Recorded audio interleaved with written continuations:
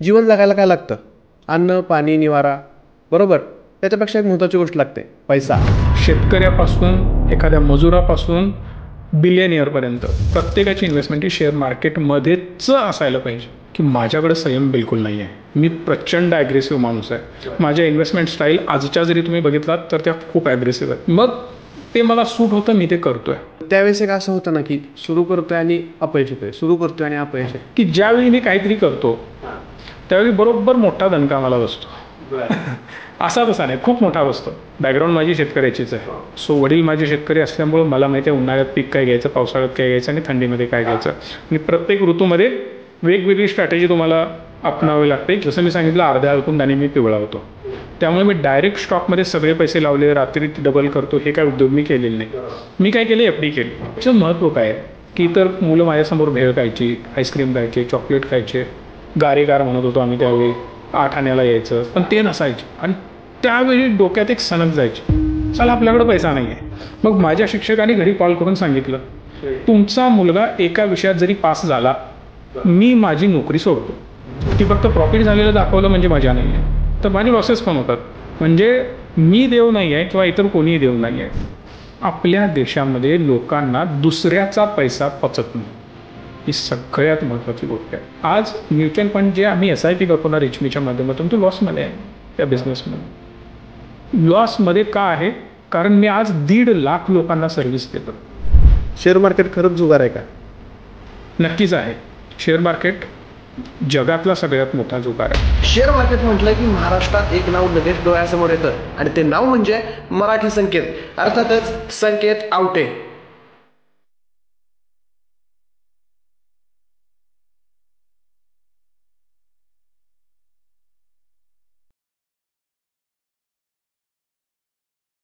नमस्कार मंडळी, carry on मराठीच्या नवीन पॉडकास्टमध्ये तुमच्या सर्वांचं सहर्ष स्वागत आहे. आजचा पॉडकास्ट आपल्या सर्वांच्या दृष्टीने महत्त्वाचा आहे. जीवन जगायला काय लागतं? अन्न, पाणी, निवारा, बरोबर. त्याच्यापेक्षा एक महत्त्वाची गोष्ट लागते, पैसा. आणि पैसा म्हटलं की आजच्या युगामध्ये शेअर मार्केट या गोष्टीला सगळ्यात महत्त्वाचं स्थान आहे. आपण नोकरीला लागलो, आपण कमवायला लागलो की सगळ्यांचा सर्वात पहिला प्रश्न असतो, इन्व्हेस्टमेंट कुठं करतोयस? शेअर मार्केट करतोयस का? आणि त्याचमुळे आजचा पॉडकास्ट आपल्या सर्वांच्या दृष्टीनं खूप महत्त्वाचा आहे. आता शेअर मार्केट म्हटलं, त्यातल्या त्यात मराठी शेअर मार्केट म्हटलं तर महाराष्ट्रात एक नाव डोळ्यासमोर येतं आणि ते नाव म्हणजे मराठी संकेत, अर्थात संकेत आवटे सर. आपल्या सर्वांना संकेत मराठी हे नाव खूप जवळचं आहे.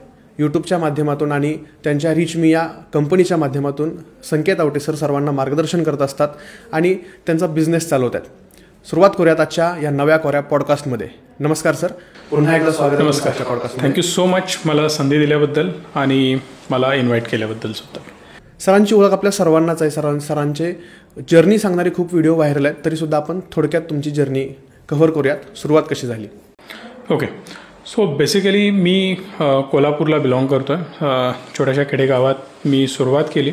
बेसिकली शिक्षण मी गावीच पूर्ण केलं 10वीपर्यंत आणि नंतर इंजिनिअरिंग पूर्ण केलं.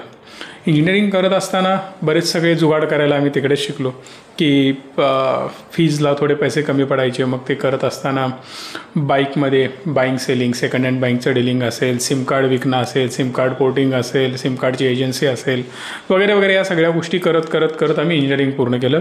सो पैशाचं महत्त्व काय असतं हे आम्हाला तिथं कळालं. कारण बरीच मुलं माझ्याबरोबर जी होती ना ती 2 व्हीलर घेऊन यायची, काही मुली 4 व्हीलरमधनं यायचे, त्यांचे ड्रायव्हर असायचे. हे सगळं बघत असताना मला कळून चुकलं की नाही, आपलं कुठंतरी आपण कमी पडतोय.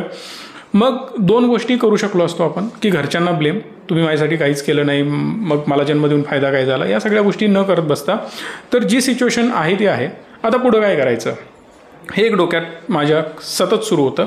आणि तिथूनच एक वेड क्रिएट झालं की जर तुझ्याकडे पैसा नाही तर काहीच नाही. सो मेन प्रायोरिटी आहे पैसा. पैशाला कसं आपण ग्रो करायचं, पैसा कसा वाढवायचा, कसा तो आपल्याकडे येईल यावर विचार करायचा. सो सुरुवातीलाच बिझनेस डोक्यामध्ये होता आणि छोटे मोठे उद्योग आम्ही तर करत होतोच. हार्डली एक 2, 4, 5 हजार रुपये अर्निंग त्यातनं होत होतं. ॲव्हरेज एक 2-3 हजार रुपये महिन्याला त्यातून येत होते. पण मी मेकॅनिकल इंजिनियर असल्यामुळे एखादं मशीन शॉप सुरू करणं, एखादी कंपनी सुरू करणं which is highly capital intensive business, की एवढं मोठं कॅपिटल लावणं तर नेक्स्ट टू इम्पॉसिबल होतं. कारण जे शिक्षणच केलं ते सगळं कर्जावर केलं आणि जर आपण एवढा मोठं कॅपिटल उपलब्ध करायचं म्हटलं तर ते माझ्यासाठी पॉसिबल नव्हतं. म्हणून विचार आला डोक्यात की पहिला जॉब करूया. प्लॅनिंग करूया. मग तिथून न कळत डोक्यात या फायनान्शियल प्लॅनिंगच्या गोष्टी यायला लागल्या. म्हणजे असं ठरवून काहीच केलं नाही की फायनान्शियल प्लॅनिंग काय असतं, कसं करायला लागतं किंवा काय काय संधी असतात. मग मी जॉब करायला सुरुवात केली. एक 10 वर्ष मी जॉब केला वेगवेगळ्या MNCsमध्ये आणि तिथून हळूहळू गुगलवर सर्च करायला सुरुवात केली. त्यावेळी जिओची सुरुवात ऑलरेडी झालेली नव्हती. सो महिन्याला 1 GB नेट मिळायचा, साधा फोन होता स्क्रीनचा. How to make money without investing, पैसे न टाकता पैसे कसे मिळतील, हे मीही सर्च करायचो. आणि मला वाटतं प्रत्येकजण हेच शोधत असतो की शॉर्टकटमध्ये पैसा कसा येईल. तर माझं पण तेच होतं, कारण कॅपिटल लावता येणार नाही हे गॅरंटेड होतं. सो मग त्यामध्ये मला मल्टिपल ऑप्शन्स मिळाले की आपण यूट्यूब करू शकतो, वेबसाईट बनवू शकतो, फ्रीलान्सिंग करू शकतो. एखाद्या कंपन्यांना घरी बसून काही त्यांची कामं आपण करू शकतो, त्याला फ्रीलान्सिंग म्हटलं जातं. अशी अनेक वेगवेगळी ऑप्शन्स माझ्यासमोर आले. मग ट्रेडिंग करू शकतो, इन्व्हेस्टिंग करू शकतो, शेअर मार्केट हे काहीतरी असतं.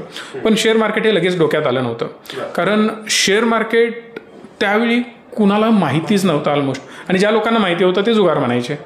सो त्या केसमध्ये मी या एक एक गोष्टी एक्सप्लोअर करत गेलो आणि तिथून जर्नी तुम्ही बघतायच. मग शेअर मार्केट करावं हे कधी तुमच्या डोक्यात आलं, किंवा तुम्ही आत्ता सगळ्यांना ट्रेन करताय, मग शेअर मार्केट तुम्ही चालू करताना तुमचे शेअर मार्केटचे कोच कोण होते? हां, सिम्पल आहे. हा प्रश्न मला बरेच लोक विचारतात. माझा कोच ॲक्च्युली मीच होतो. आता झालं असं की मल्टिपल ऑप्शन तर मिळाले, पण मी त्या कुठल्याही ऑप्शनमध्ये एक्सपर्ट तर नव्हतो, कारण माझं एज्युकेशन इंजिनिअरिंग बॅकग्राऊंडचं होतं. राईट. ना मला वेबसाईट बनवता येत होती, ना मला ब्लॉग रायटिंग येत होतं, ना मला व्हिडिओ एडिटिंग येत होतं, ना मला शेअर मार्केटची माहिती होती, ना माझ्याकडे पैसा होता. मग मी काय ठरवलं की बघा, या सगळ्यांमध्ये पैसा लागतो का? तर बिलकुल नाही. यामध्ये वेळ द्यायला पाहिजे, जॉब करायचा. जॉब करत असताना आम्हाला शिफ्टमध्ये जॉब मिळाला की रात्रीची शिफ्ट, दुपारची शिफ्ट आणि सकाळची शिफ्ट मॅक्सिमम लोकांनाही माहिती असेल. सो शिफ्टमध्ये जॉब सुरू केला. शिफ्टमध्ये जॉब सुरू करत असताना 10 तास तिकडे जायचे, कधी कधी 12 तास पण जायचे. जनरली शिफ्ट 8 तासाचीच असते, पण 10 तास तर इझिली जातात, म्हणजे जातातच. जे जॉब करतात त्या सगळ्यांनाच माहिती आहे. सो उर्वरित एक 5-6 तास कसं युटिलाइज करायचं, त्यामधून अर्निंग कसं होऊ शकतं. मी मल्टिपल ऑप्शन्स एक्सप्लोअर करत गेलो. मी वेबसाईट बनवली, त्यावर ब्लॉग रायटिंग चालू केलं, मी यूट्यूब चॅनल चालू केलं. 25-30 यूट्यूब चॅनल माझे बंद पडले. असं करत करत एक एक गोष्टी, कारण यूट्यूबवर कॉपीराईट चालत नाही हे मला माहिती नव्हतं. मग कोणाचं तरी क्लिप घेतली, कट केली, त्यात आपण काहीतरी बोललो, ते सुरू केलं. जे टिपिकल छोट्या लेवलनं सगळे सुरू करतात तसंच कदाचित तुम्ही पण हेच केलं असेल, की काय असतं हे समजण्यासाठीच बराच कालावधी जातो. मग मी डोक्यात काय घेतलं की प्रत्येक गोष्ट जाणून घेणं, शिकणं आणि मग त्यात सक्सेस किंवा फेल्युअर हा जो कालावधी माझा जाणार आहे तो वाचावा. म्हणून मी एक काम केलं की बऱ्याच गोष्टी ॲट अ टाइम सुरू केल्या. म्हणजे म्हणजे ब्लॉग रायटिंग सुरू केलं. मग त्यातनं पैसे किती येतात नाही येतात हे कळून मला हळूहळू वेळेने कळालं की नाही, यात अर्निंग माझं होत नाही आणि मी यामध्ये एक्सपर्ट नाही आहे. पण बरेच लोक करोडो रुपये ब्लॉग रायटिंगमधनं कमवतात, पण मला ते जमलं नाही. त्याचबरोबर मी ॲप डेव्हलपमेंटच्या काही गोष्टी मित्राला एका घेऊन त्यावेळी ॲप बनवणं, मग काहीतरी आपण बाईंग सेलिंगचं त्यावर टाकू. तुम्ही OLX टाईप त्यावेळी फेमस होतं, असे काहीतरी उद्योग करून बघायचे म्हणून आम्ही ते बघत होतो. नंतर कळालं की हायली कॅपिटल इंटेन्सिव्ह बिझनेस आहे. आपल्याला वाटतं की एक फक्त ॲप आहे, पण नाही आहे. तिथं करोडो रुपयांची इन्व्हेस्टमेंट लागते. मग तिथं पण मी फेल झालो म्हणण्यापेक्षा मला शिकायला मिळालं खूप काही. आता त्या ॲप बनवते वेळी ज्या मला इश्यूज आले ना, त्याचा उपयोग मला आत्ता होतो, कारण ॲपचं बेसिक्स माझं तिथंच क्लिअर झालं होतं. राईट. सो तिथून शेअर मार्केट पण कळालं होतं. पण एक डीमॅट अकाउंट ओपन केलं. त्यावेळी सगळे फुल सर्व्हिस ब्रोकर होते. मग IIFL मध्ये डीमॅट अकाउंट ओपन केलं. तिथून ओपन केल्यानंतर मला कळालं की हे वापरायचंच कसं हे मला माहिती नाही. बरं, त्यावेळी यूट्यूबवर ट्युटोरियल बघणं या सगळ्या गोष्टी एवढ्या फेमस नव्हत्या. आणि दुसरी महत्त्वाची गोष्ट, माझा प्रॉब्लेम काय होता की महिन्याला 1 GB नेट मिळायचं. त्यात मी यूट्यूबवर पण व्हिडिओ बनवायला सुरू केलेल्या होत्या. बरंच कन्झम्पशन नेटचं माझं तिथं पण व्हायचं. मग उर्वरित नेटमध्ये मी हे हळूहळू सर्च करून शिकायला लागलो की डीमॅट काय असतं, शेअर्स काय असतात, ते कसे चालतात, काय चालतात. पण हे बेसिक शिकायला मला ऑलमोस्ट 4 ते 5 वर्ष गेले. म्हणजे ठीकठाक. आता जर तुम्ही माझ्याकडे आलात किंवा इव्हन मराठी संकेत चॅनलवर गेलात आणि माझ्या व्हिडिओज जरी बघितला ना, जी गोष्ट तुम्ही 1 महिन्याच्या आत शिकू शकता ती शिकायला मला ऑलमोस्ट 4-5 वर्ष गेली, कारण त्यावेळी हे सगळं शिकवणारे नव्हते. मग तो माझा वेळ गेला. मग मला थोडंसं वाटतं की एक गुरु जरी असता, भले त्यानं मला 10,000, 20,000, 25,000 माझ्याकडून घेतले असते ना, त्यावेळी सुद्धा मी 6 महिने त्याच्यासाठी फुकट काम केलं असतं.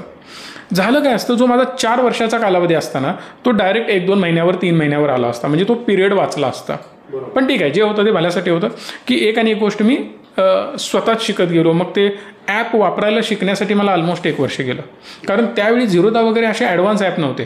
त्यांचं ते टर्मिनल असायचं, मग ते लॅपटॉपवर लॉग इन करा, लॅपटॉपला मोबाईल कनेक्ट करा, ते 2G इंटरनेट, ते स्लो चालणार, हे सगळे प्रकार होते. त्यामुळे भरपूर वेळ जायचा. सो स्टेप बाय स्टेप हे मी एक 5-6 वर्षांमध्ये ना एक ट्रेडिंगची जर्नी मी व्यवस्थित बनवली, हळूहळू इन्व्हेस्टिंग करत. ओके, मग तुमची सुरुवात किती कॅपिटलपासून झाली होती? सुरुवात कशी केली तुम्ही शिकण्याची? म्हणजे असं म्हणतात ना की पहिल्यांदा थोडेसे पैसे टाकावे, मग त्यातनं आता तर सुरुवात कशी झाली की तुम्ही अगोदर फ्री ट्रेडिंग करा, पैसे न लावता. म्हणजे काही तसे ॲप पण आहेत, ते फक्त तुम्हाला बेसिक शिकवतात. मग तसं तुम्ही कसं सुरुवात केली होती? बेसिकली बघा, त्यावेळी डेमो ट्रेड वगैरे किंवा डेमो ॲप वगैरे नव्हते मे बी, आणि असतील तर ते आमच्यापर्यंत पोहोचलेले नव्हते, किंवा आम्ही वेगळ्याच दुनियेत होतो जिथं नेटवर्कसाठी हात वर करून उभा राहायला जायचं आम्हाला. त्यामुळं तो एक पार्ट वेगळाच होता. सुरुवात अशी केली की पैसे किती लावले. पैसे लावण्यासाठी ते असावे लागतात, पहिली गोष्ट. ते आपल्याकडे नव्हते. सॅलरी माझी होती 5,000 रुपये. सो सुरुवात काय केली की एक 500 रुपये इन्व्हेस्ट करायचे. 500 रुपये सुद्धा माझ्यासाठी माझ्या इन्कमचा 10% होता. ही मोठी गोष्ट आहे. त्यामुळं 500 रुपये ॲड करायचे, एखादा शेअर बाय करायचा, सेल करायचा, FNOचा प्रश्नच नव्हता. आता या सगळ्यातनं मी कुणालाही ट्रेडिंग करण्यासाठी प्रोवोक करत नाही. जमत असेल तर करा, ते मी पुढं सांगेनच. सगळ्यांनी करायची काही गरज नाही आहे, आणि मी कधीही ट्रेडिंगला असं खूप जास्त प्रमोट करत बसत नाही. ओके, सो सुरुवात तर मी केली बेसिक लेवलला, बाय करणं, सेल करणं, TCS घेणं. त्यावेळी माझा खूप चांगला फेवरेट होता जुबलेंट फूड. मग जुबलेंट फूड बाय करायचा, सेल करायचा. अगेन कुठलंही जे स्टॉकचं मी नाव घेतोय ते रिकमेंडेशन नाही आहे, जे आहे तो इतिहास मी सांगतोय. आत्ताची परिस्थिती वेगळी आहे, त्याप्रमाणे ते रिसर्च करून प्रत्येकजण इन्व्हेस्ट करेल. सो त्यावेळी तो बाय करायचा, सेल करायचा. 2 रुपये मिळाले, 5 रुपये मिळाले, 10 रुपये मिळाले, असं ते चालत असायचं. आणि त्यानंतर मग मी ते प्रॅक्टिस करत गेलो की लॉसेस कसे होतात, प्रॉफिट कसं होतं, आले तर पैसे किती येतात. आता 2-4 रुपयाला चहा त्यावेळी येत होता. सो मी विचार हाच करायचो की 1-2 वेळचा चहाचे पैसे माझे गेले. एवढं बेसिक लॉजिक लावायचं आणि ट्रेड करायचं. मग त्यावेळेस असं झालं की डाऊनफॉल झालाय भरपूर? झाला ना अतिशय. मग त्यावेळेस अतिशय हा प्रश्नच नव्हता, कारण अतिशय नव्हतंच आपल्याकडे. होतं किती, 500च होते. 500च्या पुढे मी जाऊ शकत नव्हतो, किंवा मॅक्सिमम 1000 रुपये मिळतच होते, 5000. मग त्यातनं माझं ट्रॅव्हलिंग, राहणं, खाणं, पिणं या सगळ्या गोष्टी होत्या. मग त्यातून मी असे 10,000 लावले, ते गायब झाले, किंवा 1,00,000 लावले, गायब झाले, असे काही प्रकार झालेले नाही आहेत. हा नंतर झाले, म्हणजे ज्यावेळी कॅपिटल आपण वाढवलं, 10 लाखांनी, 20 लाख, 50 लाख, 1 कोटीपर्यंत आपण ट्रेड करत लागलो. मग त्यावेळी 5-10 लाख, हायेस्ट मी 20 लाख एका दिवसामध्ये लॉस पण केलेला आहे, आणि त्याचा व्हिडिओ पण मी अपलोड केला आहे. म्हणजे जसं फक्त सगळेजण सक्सेस स्टोरी सांगतात ना, मी फेल्युअर स्टोरी पण सांगितल्यात लोकांना, की डार्क साईड याची काय आहे, की फक्त प्रॉफिट झालेलं दाखवलं म्हणजे मजा नाही आहे, तर माझे लॉसेस पण होतात. म्हणजे मी देव नाही आहे, किंवा इतर कोणीही देव नाही आहे. मार्केटमध्ये 2च लोक 100% सक्सेसफुल आहेत. एक तर तो देव असायला पाहिजे, नाहीतर खोटारडा माणूस असायला पाहिजे. दुसरा कोणीही इथं 100% सक्सेसफुल नाही. ही प्रोबॅबिलिटी गेम आहे. जसं तुम्हाला प्रॉफिट होतं तसं लॉसेस पण हे 100% होणार आहे. बरोबर. मग तो संयम टिकवण्यासाठी काय करा? शेअर मार्केट म्हणजे संयम. जर लॉंग टर्मसाठी करत असाल तुम्ही, तर पॅनिक होऊन चालत नाही. नक्कीच. मग तो संयम कसा मिळवायचा? त्यासाठी तुम्ही वेगळं काय करता का? मेडिटेशन असेल, अशा गोष्टी काय केल्या होत्या का? बघा, बरेच लोक थोडंफार सक्सेस मिळाल्यानंतर त्याला वाढवून चढवून सांगतात. पण मी बरेच वेळेला माझे वीक पॉईंट जास्त सांगतो लोकांना, की माझ्याकडे संयम बिलकुल नाही आहे. मी प्रचंड ॲग्रेसिव्ह माणूस आहे. आत्ता थोडासा कंट्रोल आला आहे म्हणू शकता, पण आजही मी खूप ॲग्रेसिव्ह आहे. माझ्या इन्व्हेस्टमेंट स्टाईल आजच्या जरी तुम्ही बघितलात तर त्या खूप ॲग्रेसिव्ह आहेत. मग ते मला सूट होतं, मी ते करतोय. म्हणजे फॉर एन एक्झाम्पल मी सांगतोय की जे बाईक रेसर असतात ते 200-300 स्पीडनं त्याची बाईक पळवतात. ते पळवतात म्हणून मी पळवून चालत नाही. माझा स्वभाव तो नाही आहे, त्यांचा स्वभाव तो आहे, ते करतायत. मला ते सूट होत नाही, मी ते करायला नको, नाहीतर माझा ॲक्सिडेंट होणार आहे. सो मला ते सूट होतं म्हणून मी ती स्टाईल मेंटेन करतोय. फक्त काय होतं की ॲग्रेसिव्ह स्वभाव आहे, पण त्याला ब्रेक हा लागला पाहिजे. मग मेकॅनिकल इंजिनियर असल्यामुळं मेकॅनिकल गोष्टी कशा चालतात त्या मला माहिती आहेत. मग मी काय केलं की ज्या वेळेला सर्टन लॉस होतो, घालवायचं तर सगळंच घालवायचं, हे डोक्यात असायचंच ना. पण आता FNO एवढी वाईट परिस्थिती तिथं नव्हती. म्हणजे फॉर एक्झाम्पल काय, जर मी एखादा शेअर बाय केला, 500 रुपये किंमत आहे, तो 5-10% वरच खाली होऊ शकतो, नाहीतर त्याला सर्किट लागतं. मग 500 रुपयाला मला 50 रुपयाच्या वर लॉस होऊ शकत नाही. जर मी किती विचार केला, नाही होऊ दे जास्त लॉस, होणारच नाही आहे, कारण मी ऑप्शन करत नव्हतो. सो दॅट एका दिवसामध्ये 50 रुपयापेक्षा माझा मोठा लॉस कधीच झाला नव्हता सुरुवातीला करायचा म्हटला तरी. त्यामुळे आत्ताची परिस्थिती तेव्हा रिलेट होणार नाही, कारण जर मी सुरुवात FNOनी केली असते ना तर कदाचित मोठे लॉसेस झाले असते. पण आत्ता ती परिस्थिती आहे, त्यावेळी ती नव्हती. त्यामुळं देवाच्या कृपेने सुरुवात तशी झाली. मग नंतर हळूहळू F&Oमध्ये आलो, मग मोठे लॉसेस बघितले, मग हळूहळू परत कळायला लागलं की या चुका करायला नको पाहिजेत, अजून स्ट्रॅटेजी डेव्हलप करायला पाहिजेत. बऱ्याच वेळेला मला मध्ये हे समजलं की आज जी मी स्ट्रॅटेजी बनवली ती उद्या चालत नाही आहे, किंवा ठराविक काळासाठी चालली आणि ठराविक काळानंतर ती चालत नाही आहे. मग ते अर्ध्या हळकुंडाने पिवळं होणं म्हणतो ना, तसं झालं की आपण भगवान आहे. 2-3 महिन्यामध्ये वाटायला लागला अरे मारेल तो ट्रेड, सक्सेसफुल जातो, माझा ट्रेड फेलच जात नाही. पण ती एक सायकल होती अप मूव्ह जाण्याची किंवा डाऊन मूव्ह असण्याची किंवा कन्सॉलिडेशनची. पण ती सायकल संपल्यानंतर करायला लागला अरे करत त्यात वाट लागते, प्रत्येक ट्रेड लॉसमध्ये जातोय. मग जी सिच्युएशन आधी होती ती आता का नाही आहे? रोज देवाला जाऊन पाया पडणं, अरे काय चुकलंय, काय कुठं काय नवस बोललोय की काय, असं सगळे डोक्यात विचारायला यायला लागले. बरेच लोक लगेच देवाचं नाव घेत बसतात ट्रेड करताना. सो तसे थोडेसे प्रकार व्हायला लागले की नेमकं चुकालंय कुठे हे कळेना. मग परत नॉलेजमध्ये अपग्रेड करत गेलो, नवीन नवीन गोष्टी शिकत गेलो. मग कळालं की मार्केटमध्ये सायकल असतात आणि त्या सायकलप्रमाणे आपल्या स्ट्रॅटेजी असायला पाहिजे. जसं की शेतकरी, बॅकग्राऊंड माझी शेतकऱ्याचीच आहे. सो वडील माझे शेतकरी असल्यामुळं मला माहिती आहे उन्हाळ्यात पीक काय घ्यायचं, पावसाळ्यात काय घ्यायचं आणि थंडीमध्ये काय घ्यायचं. आणि प्रत्येक ऋतूमध्ये वेगवेगळी स्ट्रॅटेजी तुम्हाला अपनावी लागते. किंवा तुम्ही म्हणू शकता उन्हाळ्यामध्ये जेवढं पाणी पाचताय पिकाला तेवढं पावसाळ्यात उगाच पाणी सोडून ठेवायला लागत नाही, मोटर बंद ठेवायची असते. तीच स्ट्रॅटेजी मी इकडं वापरली की मार्केटच्या सायकल असतात त्या वेगवेगळ्या सायकलमध्ये आपण कसं संयम ठेवून ट्रेड करायचा असतो. तुम्ही आता घरचा एक विषय काढला, तुमचं बॅकग्राऊंड शेतीचं आहे. मग घरच्यांची रिॲक्शन कशी होती ज्यावेळेस तुम्ही फुल टाईम ट्रेडिंग चालू केलं? बघा एक सिंपल गोष्ट सांगतो. प्रॉब्लेम कुठं येतो की मगाशी एक शब्द मी वापरला, अर्ध्या हळकुंडाने पिवळे. आमच्यात कोणी नाही आहे. अधुरं ज्ञान खूप धोकादायक असतं. म्हणजे छोटं शिक्षण झालं आहे आणि ते अर्धवट ज्ञान. आमच्या घरी कोणी शिकलेलंच नाही आहे. शिक्षण म्हणजेच काय माहीत नाही ना. माझी आई शाळेमध्ये गेली ना माझे वडील शाळेमध्ये गेले असतील तर तेच बालवाडी अंगणवाडी तेवढंच आणि तिथून पुढे फुल स्टॉप. माझे वडील आजही सांगतात की त्यांचे चुलत भाऊ ते वगैरे सगळी गँग मोठी होती 5-6 मुलांची. सो 10-12 वर्षानं लहान भाऊ जो होता तो पण बालवाडीतच होता, माझे वडील पण तिथंच होते. प्रत्येक भाऊ यायचा तो पुढे जायचा पण हे तिथंच होते निवांत. सो असं सगळे जर्नी त्यांची होती. मग त्या केसमध्ये काय झालं ना की त्यांनी कुठल्याही गोष्टीला मला अडवलं नाही. एकच गोष्ट त्यांनी दिली ती म्हणजे संस्कार. तुमचं फंडामेंटल ते आहे की तुम्ही चुकीच्या मार्गाला गेला नाही पाहिजे.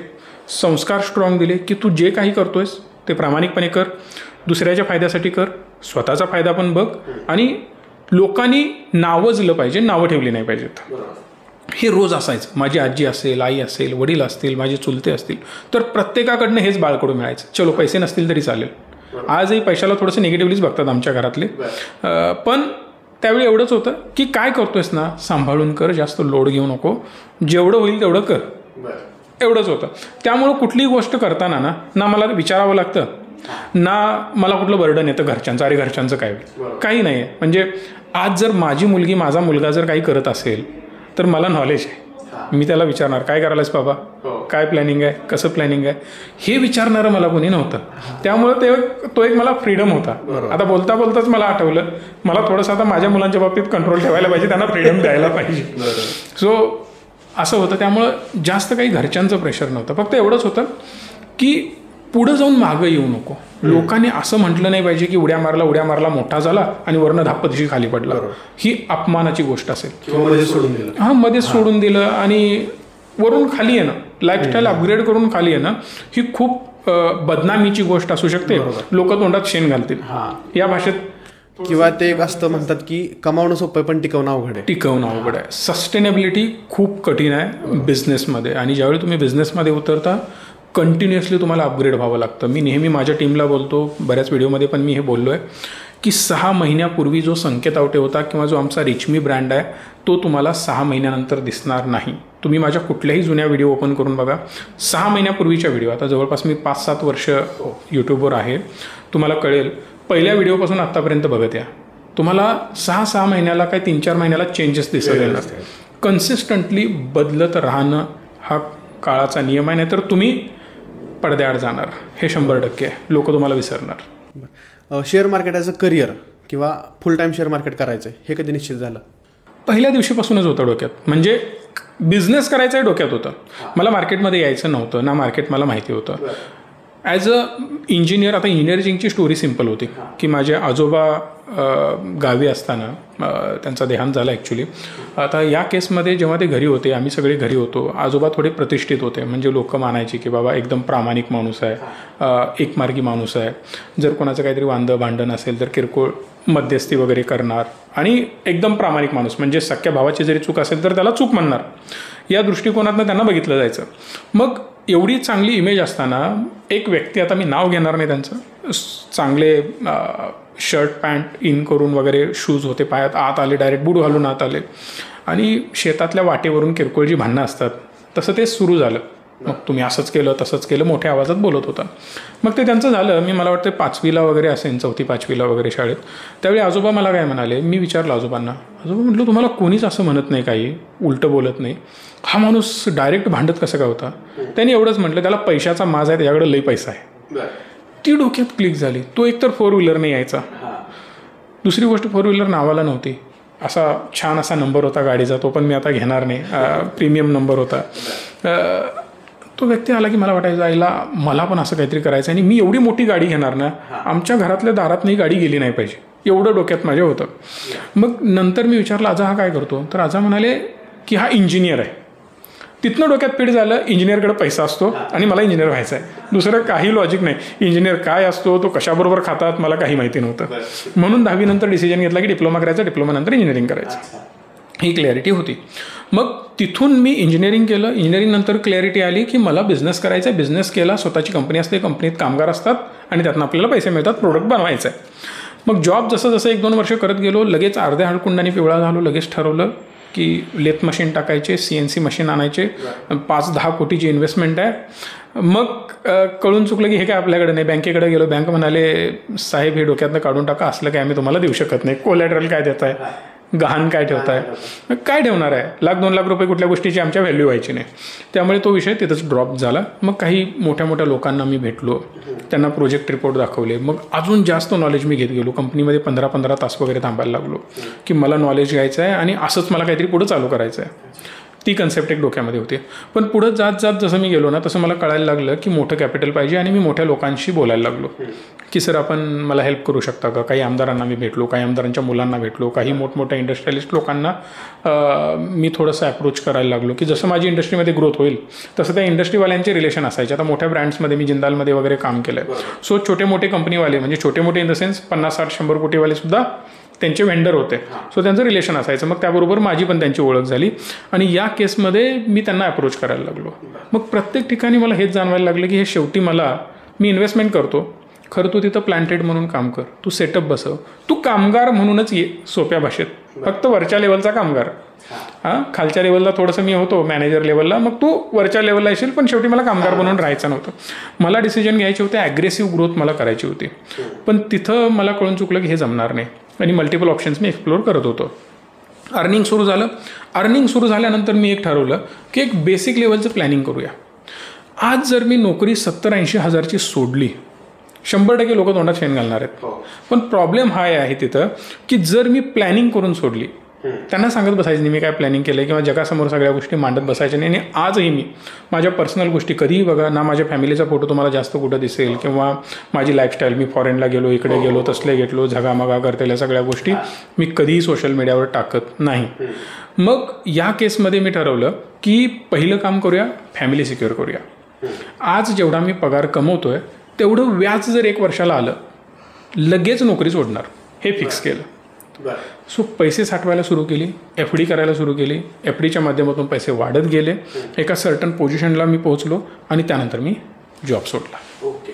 मग आता तुम्ही आत्ता जे सांगितलं इन्व्हेस्टमेंट, म्हणजे तुम्ही प्रॉपर सिक्युअर केली फॅमिली तुमची, किंवा तुमची आर्थिक सुबकता तुम्ही राखून ठेवलीत की बाबा जर नाही झालं तर मी कम्फर्टेबल आहे किंवा माझी आर्थिक स्थिती सुधारलेली असेल, चांगली असेल.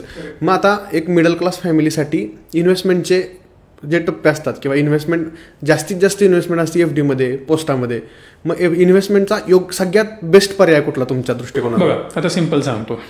जसं मी सांगितलं अर्ध्या हळकुंडाने मी पिवळा होतो, त्यामुळे मी डायरेक्ट स्टॉकमध्ये सगळे पैसे लावले, रात्री डबल करतो, हे काय उद्योग मी केलेले नाही. मी काय केले, FD केले. का केली? जरी मार्केट समजा मी इन्व्हेस्ट मार्केटमध्ये केले असते आणि बरोबर मी जॉब सोडायला महिन्याभराने मार्केट 50-60% पडलं असतं, जसं कोविडमध्ये झालं, काय झालं असतं? बाकीचा इन्कम नाही, इकडून इन्कम नाही आणि सगळीच वाट लागली असते. आणि पैसे काढत राहिलो असतो तर एफडीतले पैसे पण संपले असते, कारण स्टॉक मार्केटमधले संपले असते, कारण मार्केट ऑलरेडी खाली आलं आणि ते जर काढत बसलो तर ते पण संपणार. म्हणून मी काय केलं, एफडी केली, जे की डाऊन साईड 100% माझी प्रोटेक्टेड होती की लॉस होणार नाही. जेव्हा मी जॉब सोडला त्यावेळी माझा ऑलरेडी ट्रेडिंगमधनं इन्कम सुरू होता. तो जो इन्कम आहे तो माझ्या सॅलरीच्या तिप्पट व्हायला पाहिजे हे मी डोक्यात ठेवलेलं होतं. जॉब सोडताना की जॉब सोडताना जी माझी सॅलरी होती, पहिली गोष्ट मी काय ठरवली की जेवढी माझी सॅलरी आहे तेवढं व्याज यायला पाहिजे. मी स्पेसिफिक सांगतो की माझ्या ऑलमोस्ट 36-40 लाखाच्या आसपास मी एफडी केलेली होती 10 वर्षांमध्ये. आणि साठवण्याचा किडा आधीपासून होता, कारण घरातून ₹1 मिळायचा नव्हते पण त्यांच्याकडे, आणि त्यांची यामध्ये चूक बिलकुल नाही आहे. त्यांनी जे दिले ते संस्कार सगळ्यात महत्त्वाची गोष्ट आहे. पण ₹1चं महत्त्व काय आहे की इतर मुलं माझ्यासमोर भेळ खायची, आईस्क्रीम खायचे, चॉकलेट खायचे, गारेगार म्हणत होतो आम्ही त्यावेळी, 8 आण्याला यायचं, पण ते नसायचे. आणि त्यावेळी डोक्यात एक सनक जायची, चला आपल्याकडे पैसा नाही आहे. मग ते हळूहळू पुढं जाऊन ना मी ठरवलं की एक मागं बॅकिंग मोठा असायला पाहिजे. मग मी ते पहिला बनवलं. आणि त्यानंतर दुसरा डिसिजन हा होता की सॅलरी त्यातनं येईल, पण आत्ता जे कमवतो ॲटलिस्ट त्याच्या तिप्पट इन्कम माझा मंथली असायला पाहिजे, जो की सस्टेनेबल 6 महिन्याचा असायला पाहिजे. म्हणजे माझी 6 महिन्याची मागची बॅलन्स शीट ही सांगायला पाहिजे आज माझा इन्कम, म्हणजे माझा मंथली सॅलरीचा इन्कम एक 60-70 हजार आहे, 80 हजार आहे, तर त्याच्या तिप्पट सलग 6 महिने मी कमवलेले असायला पाहिजेत. मग ते मल्टिपल माध्यमातून, थोडेसे शेअर मार्केटमधून, थोडेसे यूट्यूबच्या माध्यमातून छोटे मोठे अमाऊंट यायची यूट्यूबची, मेजरली शेअर मार्केटचीच येत होते.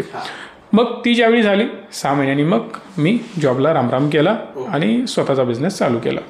पण त्यातच एक इंटरेस्टिंग फॅक्ट सांगतो, म्हणजे आजपर्यंत देवाची कृपाच आहे ती, किंवा देवाचं माझ्यावर जास्त लक्ष असतं असं म्हणला तरी चालेल, की ज्यावेळी मी काहीतरी करतो त्यावेळी बरोबर मोठा दणका मला बसतो.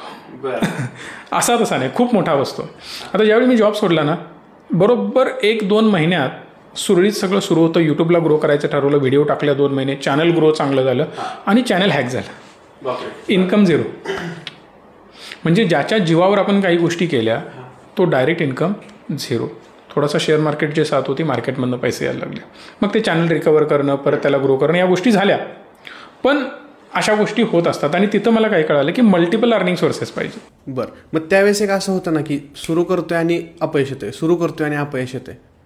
मग त्यावेळेस कशी मानसिकता कशी व्यवस्थित ठेवलीत? नाही सर, ती सवय मला आजही आहे की ती लहानपणापासूनच आहे म्हणू शकता. म्हणजे लहानपणापासून जी झाली ती आजही आहे. म्हणजे मी आजही तुम्हाला सांगितलं की देवाचं माझ्यावर स्पेशल लक्ष आहे. तो धक्का देतो, तो मला पहिलाच सांगतो मी तुला एवढं मोठं सक्सेस पुढे देणार आहे, तू ग्राउंडेड राहा, ते मी काढून पण घेऊ शकतोय.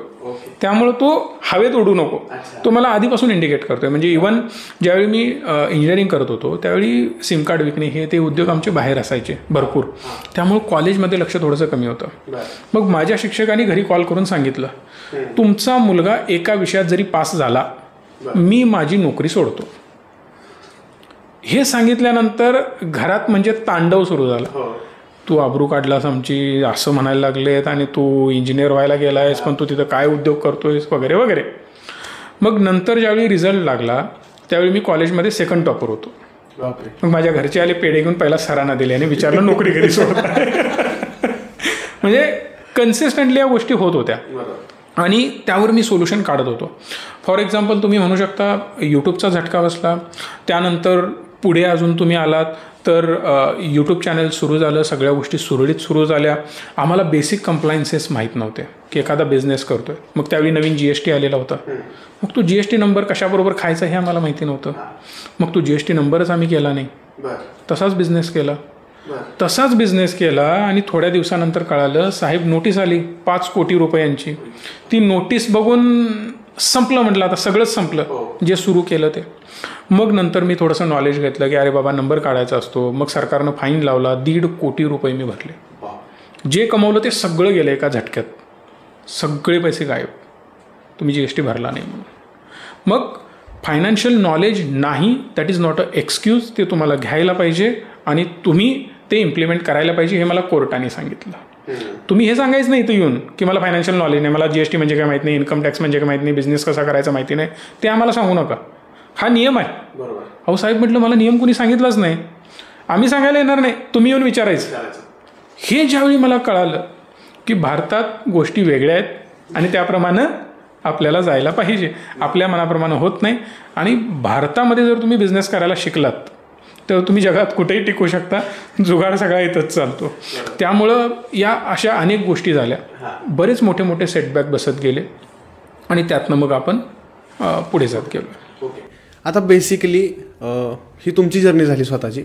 आता जे लोक शेअर मार्केटिंगमध्ये येऊ शकतात, येऊ इच्छित आहेत, त्यांच्यासाठी शेअर मार्केट कुणी करावं किंवा कुणी करू शकतं? एक सिंपल गोष्ट सांगतो की माझ्या ऑफिसमध्ये जी सफाई करते मावशी, ती हार्डली 1-2-3 तास येते, सफाई करून जाते.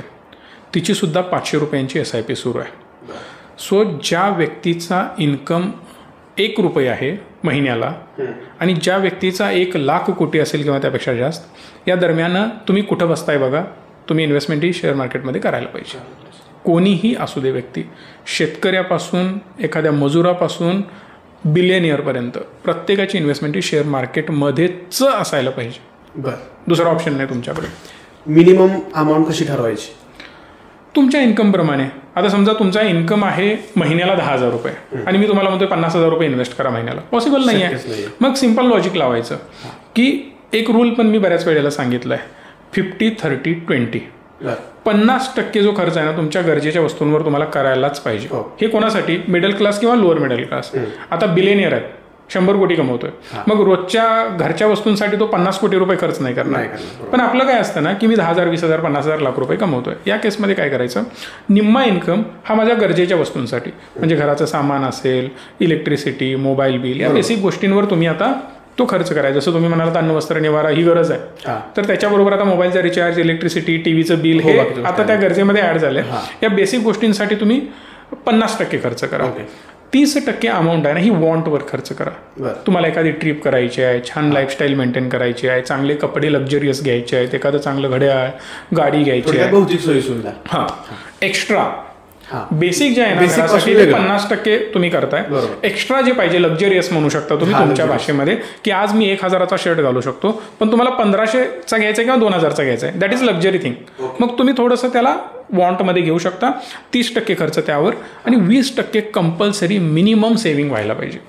ते जेवढं तुम्हाला स्ट्रेच करता येईल तेवढं चांगलं आहे. जर पहिली मी नेहमी म्हणतोय लोकांना, एक 10 वर्ष तुम्ही गरिबासारखे काढला ना, पुढचं आयुष्य तुमचं राजासारखं निघतं. आणि मी हे बरेच कॅल्क्युलेशन माझ्या चॅनलवर करून दाखवलेत.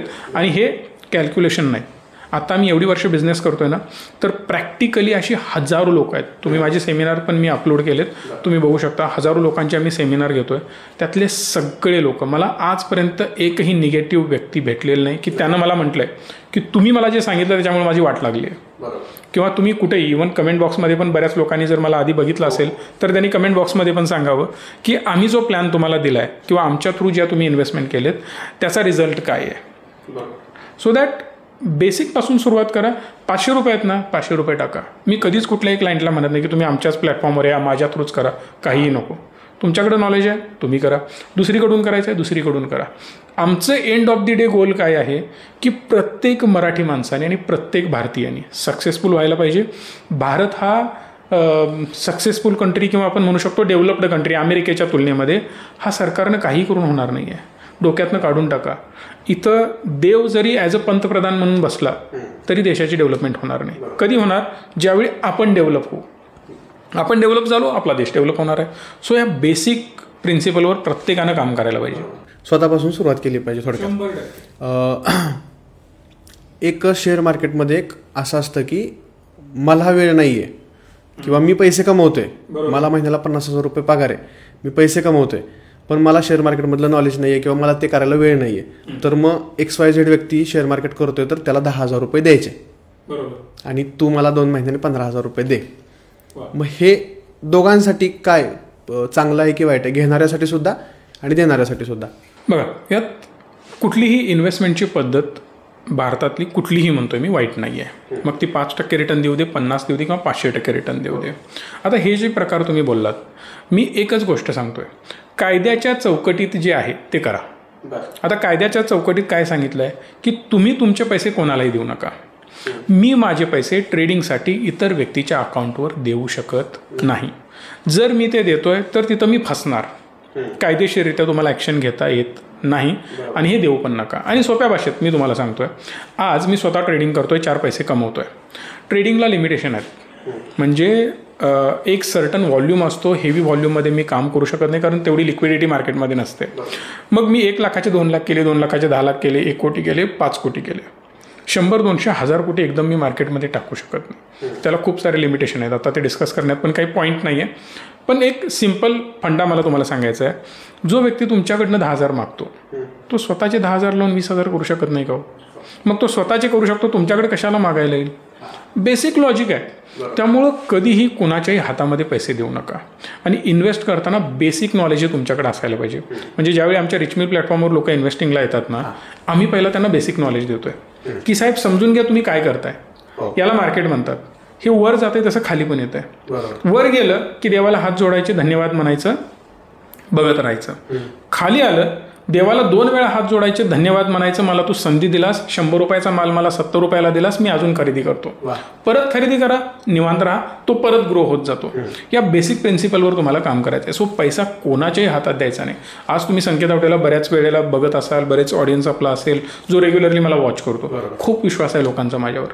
आज मी जर अनाऊन्समेंट केली, सर मला पैसे आणून द्या, लाखो लोक पैसे आणून देतील. पण मी नेहमी सांगतोय, मीच सोडा, सख्या भावावर सुद्धा पैशाच्या बाबतीत डोळे झाकून विश्वास ठेवायचा नाही. हा खर्चाला मागतोय, तुमचं इंटरनल काहीतरी आहे, XYZ द्या, बिंदास द्या. आज माझी 2 एकर जमीन आहे, घे तुझ्या नावावर करून, काही प्रॉब्लेम नाही आहे. पण ते मला दे, मी डबल करून देतो, असं जेव्हा तुमचा भाऊ म्हणेल, पाय ठेवू नको माझ्या घरात. हे सिम्पल प्रिन्सिपल वेगळे असायला पाहिजेत. आणि असे कधीच ग्रो होत नाहीत पैसे. आता तुम्ही रिचमी बद्दल सांगितलं. ज्या लोकांना माहिती नाहीये, जे लोक आत्ता शेअर मार्केट करत नाहीये, ज्यांना करायचंय, त्यांच्यासाठी सांगा रिचमी काय आहे आणि त्याच्या माध्यमातून तुम्ही काय काय गोष्टी करता. परफेक्ट. आता बघा, रिचमीचं मी चॅनलवर पण माझ्या गेलात ना, कधी हेवी प्रमोशन वगैरे करत बसत नाही, ना की मी इथं पण आता करणार आहे. 2च मिनिटामध्ये तुम्ही प्रश्न विचारला म्हणून सांगतो. मार्केटमधून मला पैसा कमवायचा आहे. आता इन्व्हेस्टिंग जर मला करायचं असेल ना, ऑप्शन काय तुमच्याकडे, FD करू शकता, गोल्डमध्ये करू शकता, बॉन्ड्स घेऊ शकता, ट्रॅडिशनल पद्धती इकडे तिकडे आपण कुठेतरी कोणाला तरी देऊ शकतो, व्याज थोडंफार घेऊ शकतो, रिअल इस्टेट, शेत जमीन, अशा गोष्टी आपण करू शकतो. पण यांचे रिटर्न जर तुम्ही बघितलात तर ते अप्रॉक्सिमेटली 6 ते 8% येतात. गोल्ड तुम्हाला वाटते आता सध्या गोल्डची रॅली खूप चांगली चालू आहे, एवढ्यावरून इथं गेलं तिथं गेलं, असं नाही आहे. ते इथून इथं जातं, परत खाली येतं आणि परत एक स्पीडनी वर जातं. पण ओव्हरऑल कंपाऊंडेड रिटर्न जर त्याचे काढला तर गोल्ड 9% आसपास तुम्हाला रिटर्न देतो. मग आता 80,000 आहे तर तो 1 लाखाला जाणार, म्हणजे जाणार कधी 2 ते 2.5 वर्षांमध्ये. मग लोकांना काय वाटेल की अरे 80ला होतं 1 लाखाला गेलं, पण 9%च रिटर्न दिले साहेब, पिरियड पण घेतला, हे समजत नाही. सो आत्ता जी महागाई वाढते ते अप्रॉक्सिमेटली 15%, 20%, 24% वाढते. मग लोक म्हणतील एवढी कुठे वाढते, सरकार 6% सांगते इन्फ्लेशन. तसं नाही आहे. आपण जे फळभाज्या खातो किंवा भाज्या, फळं, या गोष्टी वेगवेगळ्या आहेत. याचं 24% ग्रोथ होते दरवर्षी. 2 वर्षात ऑलमोस्ट 50% ग्रोथ. म्हणजे आज 100 रुपयाला जे भाजी तुम्ही घेताय ती 2 वर्षात तुम्हाला अप्रॉक्सिमेटली 150 रुपयाला जाणार आहे. मग तुमचा पगार 150 रुपये होणार आहे का? जो तुम्ही 10,000 कमवताय डायरेक्ट 15,000 पगार होणार आहे? बिलकुल होणार नाही आहे. इथं जर तुम्ही बघितलात इन्फ्लेशन मेडिकल फील्डमध्ये तुमचं आज ऑपरेशन जर 1 लाखात होतंय, पुढच्या वर्षी त्याला 1,15,000 मोजावे लागतील. मेडिकल इन्फ्लेशन 14-15% ग्रो होत आहे. म्हणजे सोप्या भाषेत मला काय कळालं, जिथं कमी रिटर्न मिळतात तिथं जर मी गुंतवणूक केली तर माझा पैसा वाढत नाही तर कमी होतोय. म्हणजे आज माझी 1 लाखाची वस्तू पुढच्या वर्षी 1,15,000ला मिळणार आहे. पण मी पैसे FD केली तर त्याचे होणार आहेत 1,08,000 किंवा 1,07,000, 1,06,000. म्हणजे जो 5-6 हजाराचा गॅप आहे तो माझ्या पैशाला खाली घेऊन येतोय. मग हे कॅल्क्युलेशन तुम्ही स्वतः बघा. म्हणजे तुम्ही भाज्या घरी खरेदी करत असाल किंवा गाडी असेल, एखादं घर बांधलं असेल, आधी रेट काय होते आणि आत्ता रेट काय होते, या सगळ्या गोष्टींना अनुसरून आम्ही एक प्लॅन बनवला ज्याला म्हणतात फायनान्शियल प्लॅनिंग. मिडल क्लास व्यक्तीलाही माहितीच नाही सेव्हिंग कसं करायला पाहिजे आणि कुठं करायला पाहिजे आणि किती करायला पाहिजे. याचं प्रॉपर नॉलेज आम्ही देतोय, प्रॉपर गायडन्स आम्ही प्रोव्हाइड करतोय की स्टॉक मार्केटमध्ये तुम्ही किती कराल, म्युच्युअल फंडमध्ये किती कराल, त्याच्यातून रिटर्न कसे असायला पाहिजे, तुमचं गोल काय असायला पाहिजे, ते गोल अचीव्ह होण्यासाठी तुम्ही काय करायला पाहिजे. बरेच माझ्याकडे लोक येतात, सर मी ना वर्षाला 1-1.5 कोटी रुपये कमवतोय, 2 कोटी कमवतोय. एक लेटेस्ट केस सांगतो, वर्षाला 20 कोटी रुपये ते कमवतात. एक क्लायंट माझ्याकडे आले होते, सिटीचं पण मुद्दाम नाव घेणार नाही, विदर्भातले आहेत एवढंच सांगतो. आले होते माझ्याकडे, 20 कोटी रुपये कमवतोय. सर काय करता येईल, कशी इन्व्हेस्टमेंट करू. बरं म्हटलं सर ठीक आहे, तुमचा ITR कितीच आहे. 8 लाखाचा. डोक्याला हात लावून बसलो मी की 8 लाख रुपये तुम्ही म्हणताय आणि तुमची ॲक्च्युअल कमाई 20 करोड आहे. सगळा पैसा ब्लॅक मनी. त्यांना एक सिम्पल उदाहरण दिलं. समजा 10 कोटी रुपये आहेत. 10 कोटी रुपये तुम्ही 10 वर्षासाठी घरामध्ये कॅश थप्पी मारून ठेवली. 10 वर्षानंतर व्हॅल्यू काय त्याची? दिसताना आकडे 10 कोटीचेच दिसणार, पण ती व्हॅल्यू त्याची डिटोरिएट होऊन ॲटलिस्ट ती 20-25 लाखाला आलेली असणार आहे. त्याची व्हॅल्यू तेवढी झालेली असणार आहे. पण मी तुम्हाला उदाहरण देतो. तेच 10 कोटी व्हाईटमध्ये सरकारला दाखवा. टॅक्स किती आहे? 30%.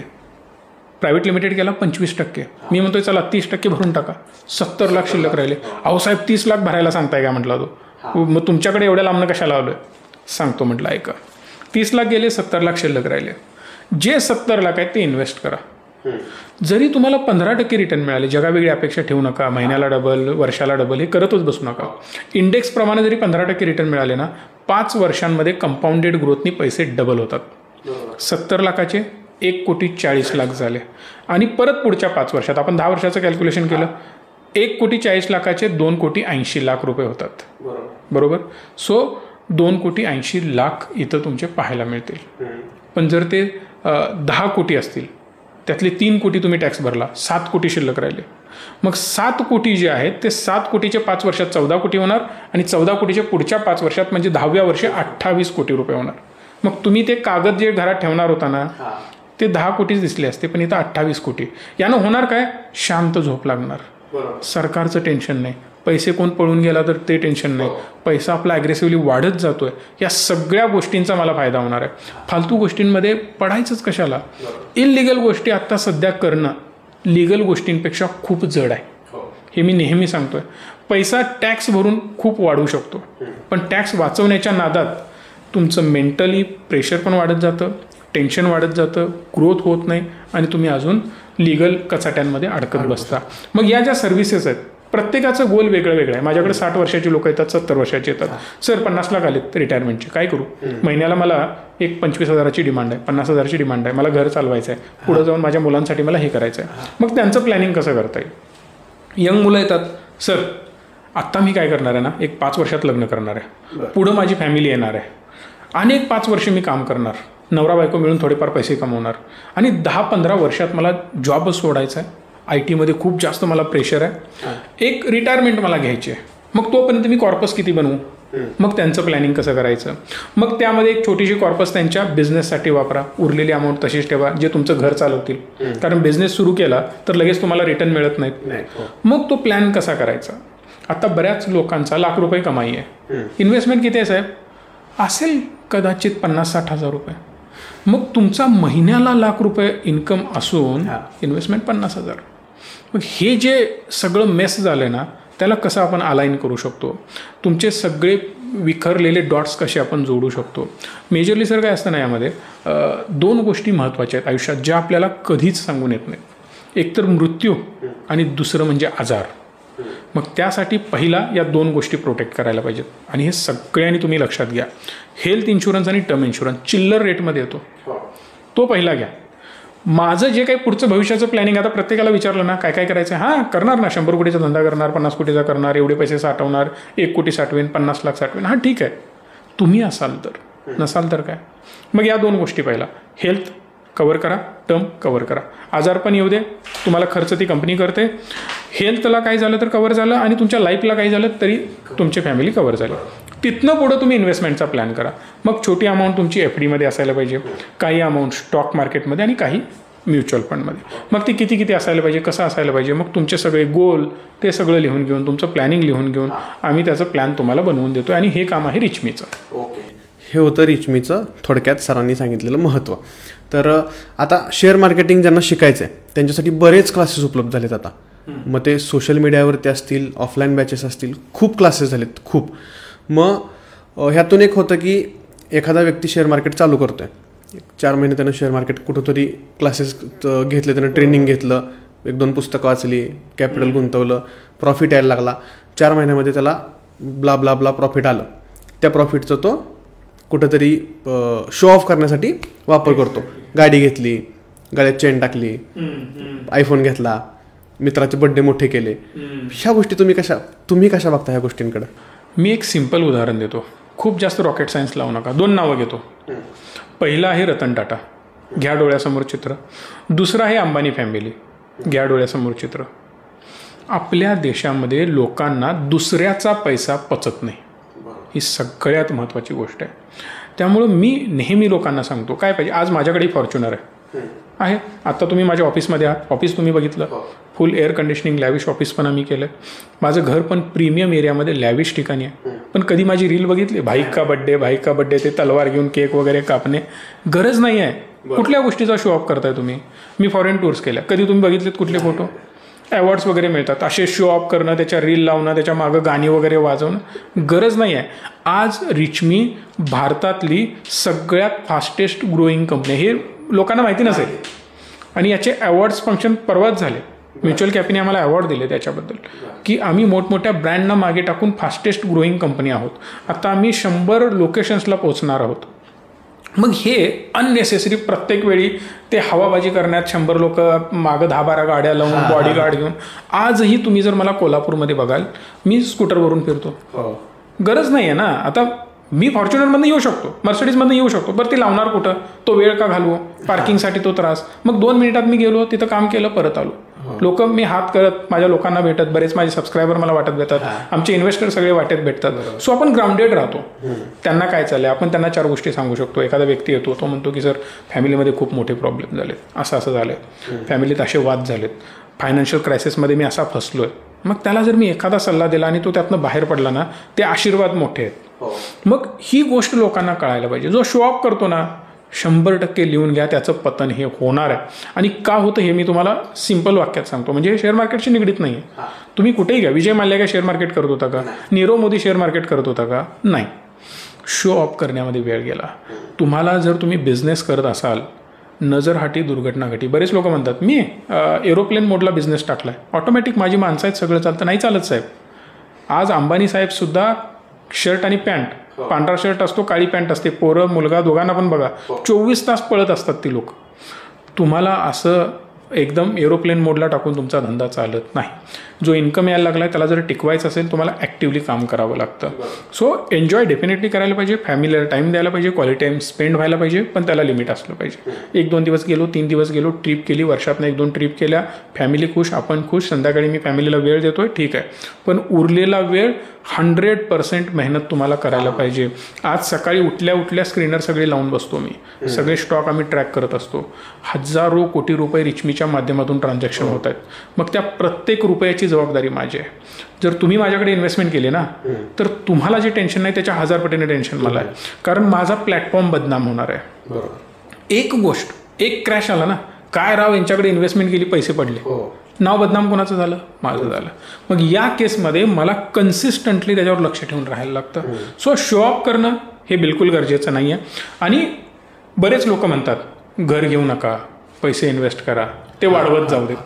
ही एक कन्सेप्ट भरपूर चालू आहे. कशाला पाहिजे घर, कशाला पाहिजे गाडी, इन्व्हेस्टमेंट करा. मी पहिला विचारतोय की जर हे सगळं ठेवूनच वर जायचं आहे, कशाला करायचं, हाय तसा निवांत राहा ना, कमवू पण नको. आता वेगवेगळ्या योजना चालू आहेत, बहिणीला, भावाला, अनेक वेगवेगळ्या नात्यांना आता सरकार पैसे देत आहे, शेतकऱ्याला पैसे देत आहे, तांदूळ वगैरे सगळं फुकट मिळत आहे. काही करू नको, योजना घे, निवांत राहा. तांदूळ मिळतंय, डाळ मिळते, खायचं, निवांत राहायचं, काही करायची गरज नाही. पण मी नेहमी म्हटलं फायनान्शियल प्लॅनिंग, मर्सिडीजचं स्वप्न बघा, BMWचं बघा, मोठ्या घराचं बघा, फक्त योग्य वेळी बघा. जसं मी म्हटलं 10 वर्ष खूप मेहनत करायला लागणार, तेवढी करा, लगेच त्याला रिवॉर्ड द्या. मी मेहनत केली, त्याचा रिवॉर्ड मला मिळायला पाहिजे. आज जसं आपण एवढी मेहनत करतोय, या व्हिडिओला जर 10,000 लोकांनी लाईक केलं, तुम्हाला काय वाटणार, मोटिवेशन मिळणार. बरे तुम्हाला पैसे मिळणार नाहीत, पण आनंद होणार. अरे यार एवढी लोक लाईक करतायत, मी आणि 4 लोकांचे पॉडकास्ट घेतो, त्यांच्या जीवनामध्ये काहीतरी व्हॅल्यू ॲड होते, लोक कमेंट करतायत, पॉझिटिव्ह गोष्टी तुम्हाला लिहितायत, मग त्यानं तुम्हाला प्रोत्साहन मिळतं. सो तुम्ही जे काम करताना त्याचा रिवॉर्ड हा तुम्हाला मिळायला पाहिजे. मग तुम्ही चांगल्या गोष्टी खरेदी करा, परचेस करा. आणि महत्त्वाची गोष्ट, थोडंसं समाजासाठी काहीतरी करायचं आहे, हे पण डोक्यात ठेवा. छोटीशी अमाऊंट, तुम्ही 1 लाख रुपये कमवता, काही प्रॉब्लेम नाही, 100 रुपये डोनेट करा. 100 काही जड नाही, चहा प्यायला संपतं, पण एखाद्या 100 रुपयानं एखाद्या व्यक्तीच्या जीवनात व्हॅल्यू ॲड होऊ शकते, ते आपण करू शकतो 100%. आणि खरोखर तो इम्पॅक्ट होतो. बरेच लोक देवाला मानतात, नाही मानतात, मग मी मानतो की नाही मानतो हा पार्ट पण वेगळाच आहे, पण काहीतरी एनर्जी आहे. मग तुम्ही त्याला अल्ला म्हणा किंवा देव म्हणा, जीजस म्हणा, जे काय म्हणायचं ते म्हणा, किंवा काही लोक त्याला निसर्ग म्हणतात, निसर्ग म्हणा, पण ते आहे आणि त्याचा 100% इम्पॅक्ट तुमच्या जीवनामध्ये होतो. आता बोलण्यात आपलं एक आलं की आपला जो प्रॉफिट होतोय त्याचं, मग शेअर मार्केटमध्ये जो प्रॉफिट मिळतो आपल्याला, तुम्ही 1 लाख कॅपिटल टाकले समजा, तुम्हाला 20,000 रुपये, 30,000 रुपये, 40,000 रुपये आले, तर त्या वरच्या आलेल्या प्रॉफिटचं काय करावं? कॅपिटल वाढवणं बरं योग्य की त्याचं काय करावं? हां, मी सिंपल तुम्हाला आता यामध्ये सांगतो. 2 प्रकार येतात, एक तर ट्रेडिंग आणि इन्व्हेस्टिंग, हे 2च प्रकार आहेत. ट्रेडिंगमध्ये मॅक्सिमम लोक लॉस करतात आणि फॅक्ट आहे. ओके, म्हणजे इवन माझेसुद्धा आम्ही कधीतरी बॅचेस घेतो, लोक येऊन बसतात ऑफिसला, नाही बॅच घ्या, मग वर्षातनं एखाद दुसरी मी बॅच घेतो. 24 तास ते बॅच विकून पैसे कमवण्यामध्ये मला बिलकुल इंटरेस्ट नाही आणि आम्ही त्या प्रकारचा माणूस आहे आणि लोकांना सगळं माहितीच आहे. सो करतो काय आम्ही की trading is a different part, त्यांच्यासाठी स्ट्रॅटेजी वेगळी आहे. ट्रेड करा, 1 लाख कॅपिटल आहे ना, त्यामधनं आलेलं प्रॉफिट रिइन्व्हेस्ट करा, मग म्युच्युअल फंड करा, स्टॉक करा, जे काय करायचं त्यामध्ये इन्व्हेस्ट करून ठेवा. पण मेजॉरिटी ऑफ पीपल, आपला आता ट्रेडर नाही आहे, तो इन्व्हेस्टर आहे, त्यांनी काय करायला पाहिजे की अमाऊंट कंपाऊंड करत जायला पाहिजे. आता आशुतोष माझ्यासमोर आहेत तुम्ही, तर तुमच्यासारख्या मुलांनी काय करायला पाहिजे, तुमच्यासारख्या यंग व्यक्तीनं काय करायला पाहिजे की तुमचा जो इन्कम आहे, तुम्ही ॲक्टिव्हली पैसा कमवताय, महिन्याला समजा तुमचा ₹1,00,000 इन्कम होतोय, तर ₹1,00,000 तुमचा खर्च होतो का? तर 100% नाही. समजा ₹40,000 खर्च होतोय, तर 60,000 शिल्लक आहेत, ते मी इन्व्हेस्ट केले. प्रत्येक वेळेला येणारा पैसा तुम्ही कंपाऊंड करत पुढे घेऊन जायला पाहिजे. आयुष्यात कॉन्फिडन्स तेव्हाच येतो जेव्हा पाठीशी मोठा पैसा असतो. तुम्ही कम्पेअर करून बघा, ज्याच्याकडे पैसा नाही तो व्यक्ती बसतो कसा, बोलतो कसा, त्याच्या आवाजातला कॉन्फिडन्स, आणि ज्या व्यक्तीकडे पैसा आहे त्याची बोलण्याची पद्धत, वागण्याची पद्धत, त्याचा कॉन्फिडन्स, काहीही डिसिजन घेऊ शकतो. आणि मी नेहमी लोकांना सांगतोय, तुमच्या आयुष्यामध्ये जे 100 प्रॉब्लेम आहेत, टोटल जे प्रॉब्लेम आहेत, त्यातले 50 प्रॉब्लेम पैशाचे आहेत. तुमच्या घरी टेन्शन असतं, मुलांचं टेन्शन असतं, फीचं टेन्शन असतं, तुम्हाला हेच दिला नाहीस, तेच दिला नाहीस, तेच वांदं, हे वांदं, घरासाठी वांदं, भाऊबंदकीत वांदं, बांधासाठी वांदं, हे सगळं पैशामुळे. जर तो तुमच्याकडे असेल ना तर टेन्शन तेवढं नाही. हां, बाकीचे मुद्दे असणार आहेत, बाकीचे इश्यू असणार आहेत, ते आपण करू, पण मेजरली माझं म्हणणं हे आहे की तुम्ही कंपाऊंड करत जा. पैसा हा मार्केटमध्ये टाकून वर्षभरामध्ये गेन करून बाहेर काढण्याची गोष्ट नाही, कंपाऊंड व्हायला पाहिजे. कंपाऊंड म्हणजे जसं मी मगाशी तुम्हाला एक्झाम्पल दिलं की 5 वर्षात समजा डबल होत आहे, ₹1,00,000 टाकले, 5 वर्षात 2 झाले, 10 वर्षात त्याचे 4 झाले, 15 वर्षात 8 झाले, 20 वर्षात 16 झाले. आता लोक म्हणणार हेच 100 वर्ष मी करत बसायचं का? मग त्याचं उत्तर मी ऑलरेडी दिलं आहे. काय की तुम्हाला जेव्हा हवं तेव्हा त्यातले काढत राहा आणि ते युटिलाइज करा. एक सिम्पल डायलॉग मी मारतोय, समुद्रातलं पाणी काढून संपतं का? तर नाही. तुमची लाईफस्टाईल, आता मी कोल्हापूरमध्ये राहतो, मी जर महिन्याला ₹1,00,000 खर्च केला ना, मी राजा असणार आहे कोल्हापुरात, हे तर मान्य आहे. काय करणार आहे ₹1,00,000 मी खर्च करून? सिम्पल आहे. मग जर माझी इन्व्हेस्टमेंट एक समजा 2-3 कोटी रुपयांची आहे, त्याचं व्याजच मला वर्षाला येणार आहे 50 लाख, 60 लाख, 20 लाख, 40 लाख, जे काय एक्सपायझेड रिटर्न मिळतील त्याप्रमाणे. मग मी 10 लाख रुपये वर्षाचे 12 लाख रुपये खर्च करतोय, तर तो समुद्र झाला ना माझ्यासाठी. मी लाख रुपये काढून संपणारच नाही आहे पैसे.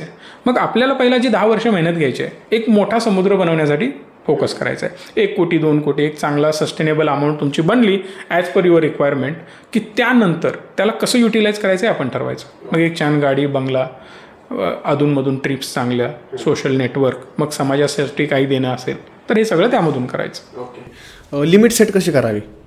प्रॉफिट होतोय, मग ते एक होतं, जास्त मिळायला लागलं की माणसाची हाव वाढते म्हणतात, मग ती लिमिट कशी सेट करावी, कुठं थांबावं? त्याला लिमिट असायला पाहिजे असं मला वाटत नाही. कारण जगातला कुठलाही व्यक्ती घ्या, तुम्ही एक मला साधं उदाहरण घ्या. आता तुम्ही यूट्यूब चॅनल वगैरे चालवता, तुम्हाला 100 लोकांनी म्हटलं आशुतोष 1 नंबर व्हिडिओ बनवतो, उद्या जर 200 लोकांनी म्हटलं तुम्हाला वाईट वाटणार आहे, उद्या 500 लोकांनी म्हटलं तर म्हणजे वाढत जायला पाहिजे ना. तुम्ही असं काही लिमिट ठेवलंय? 1000च्या वर लोकांनी मला चांगलं म्हणायचं नाही बरं का, असं काही आहे नाही. सो पैसा आहे ना, वाढतोय, वाढू दे ना, तुम्ही त्याला युटिलाइज करा. तुम्हाला किती पाहिजेत म्हणून मी उदाहरण दिलं. तुमचं गोल काय आहे, समजा 10 कोटीचं, मग 15 कोटी झाले, 5 कोटी इतरांसाठी वापरा, समाजासाठी वापरा, त्याला युटिलाइज करा. आज आमचे असे बरेच प्रोडक्ट आहेत. आज म्युच्युअल फंड जे आम्ही SIP करतो ना रिचमीच्या माध्यमातून, तो लॉसमध्ये आहे. आम्ही त्या बिझनेसमध्ये लॉसमध्ये का आहे? कारण मी आज 1.5 लाख लोकांना सर्व्हिस देतोय आणि त्यांच्या SIP कुणाच्या 500 आहेत, कुणाच्या 1000 आहेत. त्यात बराच माझा शेतकरी वर्ग आहे. बरेच मोठमोठे बिझनेसमॅन या तिकीट साईजकडे लक्षच देत नाहीत. आम्हाला छोटे इन्व्हेस्टर नको आहेत म्हणतात, आम्हाला छोटे लोक म्हणतात. हे लोक मला हे बिलकुल आवडत नाही. मेजरली मी माझ्या ऑफिसमध्ये सांगून ठेवले, 1 कोटीवाला आला ना त्याच्याशी थोडंसं कमी बोलला तर चालेल. ज्यावेळी तुम्हाला समोर शेतकरी दिसेल, थोडंसं खराब कपड्यांमध्ये दिसेल, मिडल क्लास दिसेल, पहिला त्याला बसवा, चहा पाजा, कॉफी पाजा, त्याला काय पाहिजे विचारा. मला गॅरंटी आहे तो 500 किंवा 1000च म्हणेल, त्याच्यावर त्याची ताकद जाणार नाही आहे, पण त्याला ती सुरुवात करायला लावा. त्याच्या एका गोष्टीमुळे काय होणार आहे, त्याचा समाज, त्याचं कुटुंब सुधारणार आहे. त्याच्या मुलाला कळणार आहे की आमचा बाबा SIP नावाचा काहीतरी प्रकार करतो, माझा बाबा इन्व्हेस्ट करतो. मग हे जेव्हा त्याच्या कुटुंबाला कळेल, त्याचं पूर्ण कुटुंब सुधारणार आहे. सो यावर काम करणं गरजेचं आहे जेव्हा तुमच्याकडे एक्सेस पैसा येतो त्यावेळी. आता SIPचा उल्लेख केलात तुम्ही. SIP म्युच्युअल फंड्स म्हणजे काय असतं? सोप्या भाषेत मी तुम्हाला सांगतो. आता जसं मगाशी आपण बघितलं, एक तर ट्रेडिंग करू शकता किंवा इन्व्हेस्टिंग करू शकता. ट्रेडिंगमध्ये तुमचा लॉस होतो. आता आपला बिझनेस आहे, जसं तुमचं यूट्यूब चॅनल आहे, तुमचा बिझनेस आहे, तुम्हाला यातलं परफेक्ट नॉलेज आहे. XYZ बाहेरचा व्यक्ती उद्या येऊन जर इथं व्हिडिओज बनवायला लागला किंवा असे पॉडकास्ट बनवायला लागला, तो सक्सेसफुल होऊ शकत नाही. आणि एवढं सोपं नाही हे 100%. याला खूप मेहनत आहे, राईट. सो या केसमध्ये एक्सपर्टी गरजेचे आहेत. जसं तुम्ही जॉब करताय, मेजॉरिटी लोक बिझनेस करतायत, जे काही करतायत, या लोकांची त्यामध्ये एक्सपर्टी आहे. मग तिथं एखादा XYZ नवीन येऊन तो एक्सपर्ट तिथं बनू शकत नाही लगेच, त्याला वेळ द्यावा लागेल. तसं मार्केटचं पण आहे. मार्केटमध्ये जर तुम्ही येताय ना, तर तुम्हाला वेळ द्यावा लागेल. मग तो तुम्ही देऊ नका, मी म्हणतोय. बेसिक नॉलेज घ्या, मार्केट म्हणजे काय, ते कसं चालतं आणि काय चालतं. तुम्ही तुमच्या बिझनेसवर फोकस करा आणि तिथनं पैसा वाढवा. हा जो पैसा आहे ना, तो मॅनेज करण्यासाठी एक्सपर्ट व्यक्तीकडे द्या. मग ही एक्सपर्ट व्यक्ती कोण? SBI, HDFC, ICICI, बंधन, टाटा यांच्या AMCs आहेत, इन्क्लुडिंग संकेत आवटेसारखे काही छोटं मोठं नॉलेज असणारे लोक आहेत, बरीच लोक आहेत. मग या लोकांकडे तुम्ही जाता, या कंपन्यांकडे तुम्ही जाता आणि त्यांच्याकडे असतो एक फंड मॅनेजर. मग SBI AMC asset management company आहे, स्टेट बँक ऑफ इंडियाची किंवा टाटांची आहे. मग यामध्ये तुम्ही काय करता, एक छोटीशी अमाऊंट त्यांना तुम्ही देता तुमची. मग तुम्ही दिले, तुमच्यासारखे हजारो लाखो लोक आहेत, प्रत्येकजण 1 लाख, 10,000, 20,000, 50,000, 10 लाख, 10 कोटी अशी अमाऊंट देतो. टोटल कलेक्शन झालं, लेट्स अज्युम की 1,000 कोटी, 5,000 कोटी, 10,000 कोटी. ते सगळे आलेले पैसे ते शेअर मार्केटमध्ये इन्व्हेस्ट करतात. आणि हे काम कोणाचं असतं? फंड मॅनेजरचं. तो फंड मॅनेजर वेळोवेळी बाईंग सेलिंग करत असतो, त्याची एक्सपर्टी लावून. त्याला वाटलं ना एखादा स्टॉक वाढून झालाय, तो सेल करेल. त्याला वाटलं एखादा स्टॉक मला आता खाली मिळतोय, तो तिथं बाय करेल. त्याला वाटलं एखादा स्टॉक मला लॉस देतोय, त्यातनं पण तो बाहेर पडेल. आणि ही सगळी एक्सपर्टी त्याची असते. 100-150 लोकांची टीम त्यावर काम करत असते. म्हणजे तुमचे 1,000 मॅनेज करायला 1,000 लोक बसलेत तिथं. आणि तुम्हाला वाटतं की मी त्यांच्यापेक्षा हुशार आहे, मी मॅनेज करतो. गरज नाही ना. चिल्लर अमाऊंट ते घेतात, 1%, 1.5%, ज्याला एक्सपेन्स रेशो म्हणतात. द्या ना. एवढी मोठी टीम, एवढी मोठी यंत्रणा, एवढा मोठा ब्रँड तिथं बसलाय. आणि सोप्या भाषेत सांगतो, म्युच्युअल फंडचा पैसा आजपर्यंत कोणाचा बुडलेला नाही आहे. एक गुगल सर्च करा, किती लोकांचे पैसे बुडलेत म्युच्युअल फंडमध्ये, आणि मला एक उदाहरण दाखवा. पण तेच बँका किती बुडल्या सर्च करा, तुम्हाला शेकडो बँका वर्षाला बंद पडलेल्या दिसतील. पतसंस्था, बँका मोठ्या आणि खूप मोठ्या रेप्युटेड. मग हे थोडंसं आपल्याला समजायला पाहिजे की आपण कशी इन्व्हेस्टमेंट कुठं करायला पाहिजे. आता शेअर मार्केट म्हणलं की IPOचा एक उल्लेख येतो. IPO लावलाय, IPO आज सुटणार आहे. IPOबद्दल थोडंसं सांगा. IPO कसा लावायचा, IPO कुणाला मिळतो? आणि अजून एक असा गैरसमज असतो, म्हणजे आम्ही ज्यावेळेस जे आमचे मित्र शेअर मार्केट करतात त्यांच्याबरोबर बोलतो, त्यावेळेस काही जण असे सांगतात की एखाद्या कंपनीचा तुम्हाला IPO सुटणार आहे, XYZ कंपनी, तिचा एक IPO उद्या बाजारात रिलीज होतोय, तर त्या कंपनीचे तुमच्याकडं बाकीचे शेअर्स जर असतील तर तुम्हाला ती कंपनी प्रेफरन्स देते IPOमध्ये. हा गैरसमज आहे की समज आहे का, हे खरं आहे? ओके. बेसिकली बघा, इनिशियल पब्लिक ऑफरिंग म्हणजे IPO झाला. कंपनीला जर एखाद्या पैसे हवे असेल, आता फॉर एक्झाम्पल माझी कंपनी आहे रिचमी नावानी, आता मी विचार केला की मला 1,000 ब्रांचेस ओपन करायचे आहेत, तर मला पैसा पाहिजे. हा पैसा मी कुठून आणू शकतो? एकतर कर्ज घेऊ शकतो, मित्रमंडळीकडनं घेऊ शकतो, माझ्याकडे आहे ते टाकू शकतो, किंवा शेवटचा ऑप्शन आहे सगळ्यात best IPO, initial public offering. आता माझ्या कंपनीवर सगळ्यांचा विश्वास आहे. जर मी माझी कंपनी स्टॉक मार्केटमध्ये लिस्ट केली आणि लोकांना सांगितलं की मी माझ्या कंपनीचे 10% शेअर्स विकणार आहे, मग त्यातले एक युनिट तुम्ही घ्या आणि त्या एका युनिटची प्राईस, एका शेअरची प्राईस एवढी आहे, 500 रुपये, 1,000 रुपये, आणि मी 1,00,000 शेअर, 50,000 शेअर तुम्हाला देणार आहे. मग ते लोकांनी घेतले, पैसे मला मिळाले, मी माझी कंपनी वाढवण्याचं काम करतो. दॅट इज कॉल्ड IPO झाला हा. आता यामध्ये इन्व्हेस्टमेंट केल्यामुळे काय होतं, आपण इनिशियली तिथं इन्व्हेस्ट करतो, ज्याला म्हटलं जातं इनिशियल पब्लिक ऑफरिंग. सुरुवातीलाच आपण कंपनी छोटी असताना गुंतवणूक करतो, सुरुवातीपासून. हो, जसं MRF बद्दल म्हटलं जातं, 10 रुपयांचा शेअर आता 1,00,000 क्रॉस करून वर गेलाय. मग तेवढ्या हजारो पटीने तुमचे पैसे वाढतात जर ती कंपनी तेवढी चांगली ग्रो झाली तर. मग लोक जे इन्व्हेस्ट करतात ना, आता कुठलाही IPO आला की जाऊन त्यामध्ये इन्व्हेस्ट करायचं. अगेन मी मगाशी शब्द वापरला, एक्सपर्टीज. तुमच्याकडे एक्सपर्टी आहे का हो? ती फार्माची कंपनी एखादा IPO घेऊन येते. तुम्हाला माहिती आहे का फार्मा कशाबरोबर खायचं, काय असतं फार्मा, त्याची ग्रोथ कशी होते, मग तुम्ही का त्याचे जाऊन शेअर्स बाय करता. आता समजा टाटांचा IPO आला, मग फक्त टाटांचा आहे म्हणून तुम्ही बाय करता. म्हणून मी मगाशी एक शब्द वापरला होता, सख्या भावावर सुद्धा डोळं झाकून विश्वास ठेवायची गरज नाही आहे. मग टाटा चांगले आहेत, नो डाऊट, एक नंबर ग्रुप आहे, प्रश्नच नाही आहे. पण त्यांचा जो ब्रँड आहे आणि त्यांची जी कंपनी आहे दोन्ही वेगवेगळ्या गोष्टी आहेत. ती कंपनी खरंच तेवढं करते का, त्याचं प्रॉफिट तेवढं आहे का, अर्निंग तेवढं आहे का, या गोष्टी बघायला पाहिजेत. एक भारतातला सगळ्यात मोठा ग्रुप आहे, सगळ्यात श्रीमंत व्यक्ती, आता नाव घेणार नाही ते तुम्ही ऑटोमॅटिकली ओळखाल, त्यांचा एक IPO आला. मग त्यांचा IPO जेव्हा आला, ती कंपनी आता 2 लाख कोटी मार्केट कॅप आहे, 2 लाख कोटी, आणि कमवते काय कंपनी, घंटा, काहीच अर्निंग नाही अजून. मग अशा कंपनींमध्ये आपण हेवीली इन्व्हेस्ट करतो. अजून दुसरे श्रीमंत व्यक्ती आहेत, त्यांच्या स्टॉकचे जर PE बघितले तर ते 400-400, 500-500 PEवर मिळतात आपल्याला. म्हणजे एवढं जास्त ओव्हर व्हॅल्यूड आहेत. जी वस्तू मला 100 रुपयाला मिळायला पाहिजे ती वस्तू ते लोक 10,000ला विकत आहेत. म्हणजे शेअरची प्राईस मी म्हणतोय, तरीसुद्धा आपण तिकडे इन्व्हेस्ट करतो. म्हणजे आपल्याला ॲनालिसिस करता येत नाही तरीसुद्धा नको ते आपण करायला जातो. मग हे जर एका एक्सपर्ट व्यक्तीने केलं तर चालतंय का, चालतं मी तुम्हाला सांगतो. कारण त्याला माहिती आहे मला प्रोटेक्ट कसं करायचं आहे. त्याला समजा तो खाली येतोय, तो स्टॉप लॉस लावून बाहेर पडेल. म्हणून आपण एक्सपर्ट व्यक्तीकडे जायला पाहिजे. आणि दुसरा समज जो आहे ना, की त्यांचाच एखादा शेअर असेल तर मला तो IPO अलॉट होणार, असं बिलकुल नसतं. एखादी ग्रुप ऑफ कंपनी आहे, त्यांचाच एक नवीन IPO येतोय, याचा अर्थ असा होत नाही की मी त्यांचा दुसरा शेअर बाय करतो मग आपल्याला तो मिळेल, नाही. ते रँडम सिलेक्शन असतं, कोणालाही IPO अलॉट होऊ शकतात, रँडमली होतात ते. शेअर मार्केट खरंच जुगार आहे का? नक्कीच आहे. शेअर मार्केट जगातला सगळ्यात मोठा जुगार आहे आणि ज्या लोकांनी यात पैसे घालवलेत त्यांच्यासाठी तो जुगारच आहे. जर मी आज एका दिवसात पैसे डबल करायचे म्हणून जर मी ट्रेड करतोय तर तो 100% जुगार आहे. तुम्ही कुठल्या बेसिसवर घरात बसून सांगणार आज टाटा साहेबांचा परफॉर्मन्स काय आहे, अंबानींचा परफॉर्मन्स काय, अदानींचा परफॉर्मन्स काय, ओव्हरऑल आपलं मार्केट वर जाईल की खाली जाईल, कसं घरात बसून तुम्ही सांगणार आहे. मग त्यासाठी एज्युकेशन, नॉलेज, स्ट्रॅटजी या सगळ्या गोष्टींची गरज आहे. आता ज्यावेळी ते सगळं आपल्याकडे असणार आहे त्यावेळी तो जुगार नसतो, तो एक चांगला डिसिजन असतो. जसं मी तुम्हाला मगाशी उदाहरण दिलं, एक अशीच पतसंस्था ओपन झाली, ₹1,00,000 घेऊन गेलो आणि मी त्याला दिले, उद्या बंद पडली, जुगार आहे, 100% जुगार आहे. पण मीच ते SBI, HDFC, ICICIच्या चांगल्या ब्रांचमध्ये गेलो, ॲनालिसिस केलं, त्यांना पैसे दिले आणि घेऊन आलो, काही प्रॉब्लेम नाही. ती कॅल्क्युलेटेड रिस्क आहे, तिथं काही इश्यू नाही आहे. मला गाडी चालवताच येत नाही, बसलो आणि 100 स्पीड, जुगार आहे, तुम्ही धडकणार. पण मी मोटर ट्रेनिंग स्कूलमध्ये गेलो, शिकलो आणि मग मी करतोय 100%. ते एक कॅल्क्युलेटेड रिस्क आहे. रिस्क तर आहेच, कारण शेवटी गाडी चालवत आहे, कोणतरी धडकणार, पडणार, आदळणार, या गोष्टी तुमच्या होणारच आहेत. आता मी सुद्धा परवाच मुंबईला गेलो होतो, मागून एक मॅडम आल्या, ट्रॅफिकमध्ये होतो आम्ही, हळूहळू 10-20 स्पीडनं होतो, मॅडमांनी ब्रेक दाबायच्या ऐवजी ॲक्सिलेटर दाबवला, धडल, मागून गाडी ठोकली, रिस्क आहे. आम्ही निवांतच जात होतो, आमचे टीम मेंबर गाडी चालवत होते. या गोष्टी कधी होऊ शकतात. कुठलीही गोष्ट तुम्ही असं म्हणू शकत नाही तर रिस्क नाही आहे. रिस्क सगळीकडे आहे, फक्त कॅल्क्युलेटेड रिस्क घ्या आणि एक्सपर्ट असेल तर सगळ्यात बेस्ट आहे तुमच्यासोबत.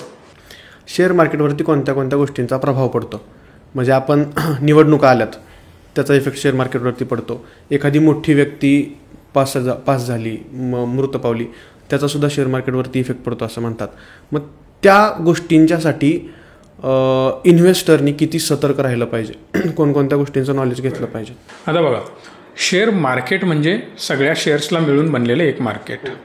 आता प्रत्येक गोष्टीचा परिणाम हा होतोच, पण बऱ्याच वेळेला पूर्ण मार्केटवर होतो आणि बऱ्याच वेळेला शेअर्सवर फक्त होतो. म्हणजे एखादी कंपनी आहे XYZ व्यक्तीची, त्या XYZ व्यक्तीला जर काही झालं तर लोकांना वाटतं हा गेला, यानं कंपनी उभा केली, हा गेला ना तर 100% कंपनीची वाट लागणार. मग ते लोक सेल करायला जातात, तो स्टॉक पडतो. एक मोठे व्यक्ती आहेत फार्मास्युटिकलमध्ये, आता मी मुद्दाम नाव घेणार नाही नाहीतर ते निगेटिव्हली बोलल्यासारखं होईल, तर त्यांनी आपली कंपनी विकली. कोविडमध्ये जबरदस्त शेअर त्यांचा वाढला, जबरदस्त वाढला म्हणजे मल्टीबॅगर झाला. त्या व्यक्तीचं डोकं बघा, साऊथवाला व्यक्ती आहे, लोकांना माहिती असेल तर प्लीज कमेंट बॉक्समध्ये नाव सांगा त्यांचं. एक्झॅक्ट स्टॉक टॉपला गेला, टॉपला गेल्यानंतर त्यांनी त्या स्टॉकमधनं एक्झिट घेतली, पूर्ण कंपनी विकून टाकली, हजारो कोटी रुपये मिळाले, एका MNC कंपनीला विकून टाकली. आणि जेव्हा त्यांनी ती कंपनी घेतली, वरनं धडाधड आदळत स्टॉक खाली येतोय. कारण कोविडमध्ये टेस्टिंग जोरात चालू होतं ना, त्यावेळी परफॉर्मन्स हेवी होता, बॅलन्स शीट स्ट्रॉंग दिसली आणि त्यांनी त्याचा फायदा घेतला. मग आता लोकांनी, तो व्यक्ती एकदम सुंदर आहे, त्याचे मोटिवेशनल स्पीच आहे का, एकदम जबरदस्त बोलतो, सगळं काही चांगलं आहे, त्यानं काय केलं, आपला फायदा बघितला, वर गेला, टॉपला कंपनी विकली.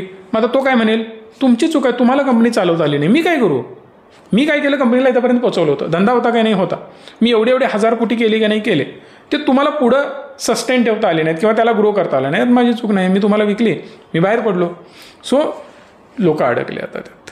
बऱ्याच अशा कंपन्या आहेत, डॅश बँक ऐकलं असेल नाव, मुद्दाम नाव मी घेणार नाही, 400, 500, 300 रुपयाच्या एंट्री आहेत, आजही लोक होल्ड करतायत.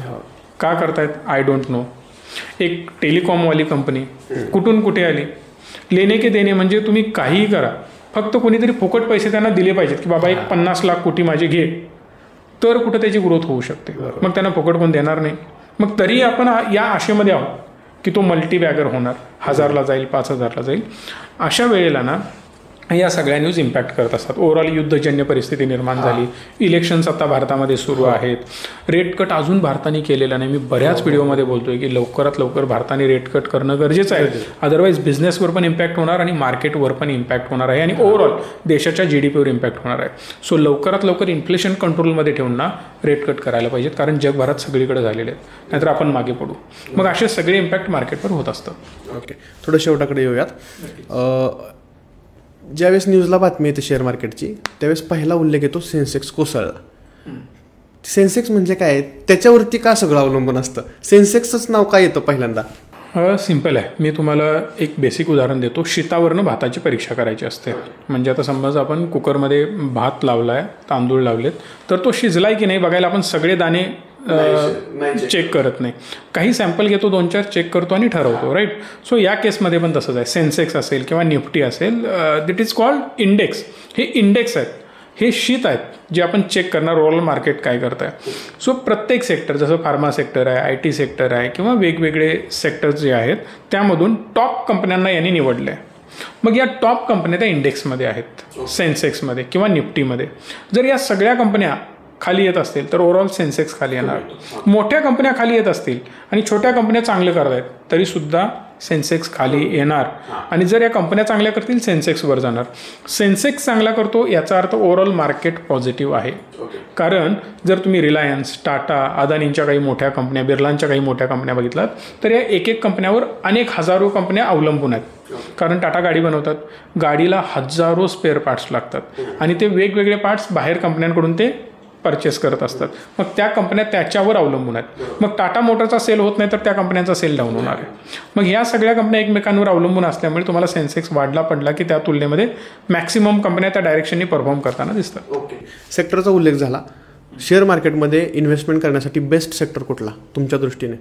प्रत्येक सेक्टर मी तुम्हाला सांगू का, सिक्लिक असतं. सिक्लिक म्हणजे काय, जसं मी तुम्हाला सांगितलं की सूर्य उगवतो आणि तो मावळतो सुद्धा.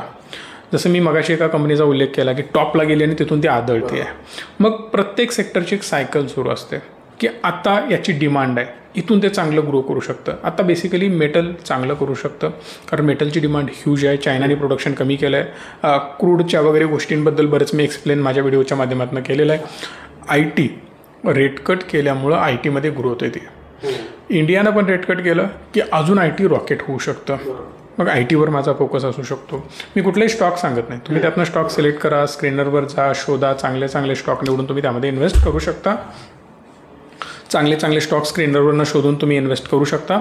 मी सांगतोय म्हणून कुठलाही स्टॉक बाय किंवा सेल करायची गरज नाही, कारण हे जे काय आपण बोलतो एज्युकेशन पर्पजसाठी बोलतो, राईट. सो चांगले चांगले असे सेक्टर मला निवडायचे आहेत. पण एक गोष्ट लक्षात ठेवायची, हा सूर्य उगवत आहे, तो मावळणार पण. म्हणजे काय, 1 वर्ष, 2 वर्ष, 3 वर्ष, जोपर्यंत त्याची रॅली सुरू आहे तोपर्यंत आपण उगवत्या सूर्याला नमस्कार करायचा आहे. ज्यावेळी मला वाटेल की याची रॅली संपली, त्यातनं बाहेर पडा आणि दुसऱ्या सेक्टरमध्ये जा. जसं बँकिंगचा आता डाऊनफॉल सुरू होता, पण बँकिंग आता बऱ्या प्रमाणात स्वस्त व्हॅल्युएशनला येईल. आता होणार काय, आता बँकिंगमध्ये जाऊन सगळे स्टॉक बाय करा असं मला बिलकुल सांगायचं नाही आहे. उदाहरण देतो, पुढे जाऊन तुम्ही त्याला ऑब्झर्व करा हे कसं चालतं. बँकिंग गेलं 3-4 वर्ष खूप खराब परफॉर्म करतात काही स्टॉक. पण आता जर भारताने रेट कट केले, रेट कट करणं म्हणजे काय, इंटरेस्ट रेट कमी करणं. इंटरेस्ट रेट जसे कमी होतील ना, जास्तीत जास्त लोक कर्ज घेणार, बँका त्यांना कर्ज देणार, लोकांकडे पैसा आला, कंपन्या पण पैसा कर्जाच्या स्वरूपात घेणार, प्रोडक्शन वाढवणार, लोक परचेस करणार, GDP फास्ट चालणार. मग बँकांचा पैसा जातो याचा अर्थ धंदा वाढतोय, धंदा वाढला, प्रॉफिट वाढला याचा अर्थ स्टॉक वाढायला पाहिजे. मग या गोष्टी त्याच्यासोबत रिलेट करून आपण डिसिजन घेऊ शकतो की हे सगळं असं घडतंय का, त्यांची बॅलन्स शीट तशी होते का, सेल वाढलाय का, आपण त्या सेक्टरमध्ये त्यावेळी एंट्री घेऊ शकतो.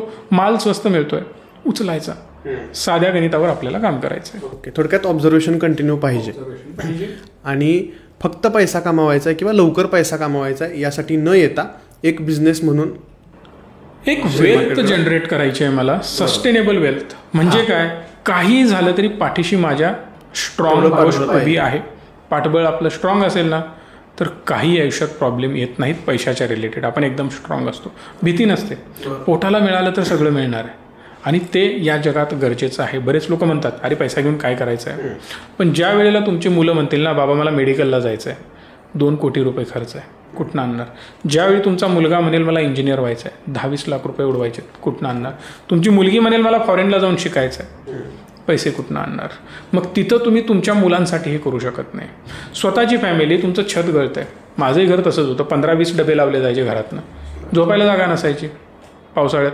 मग असं लाईफस्टाईल जगण्यापेक्षा तीच लाईफस्टाईल आणि 5 वर्ष कंटिन्यू करा, अति मेहनत करत, पैसा जमा करा, मोठा करा, मग छान घर घ्या, छान गाडी घ्या, step by step lifestyle upgrade करत जा.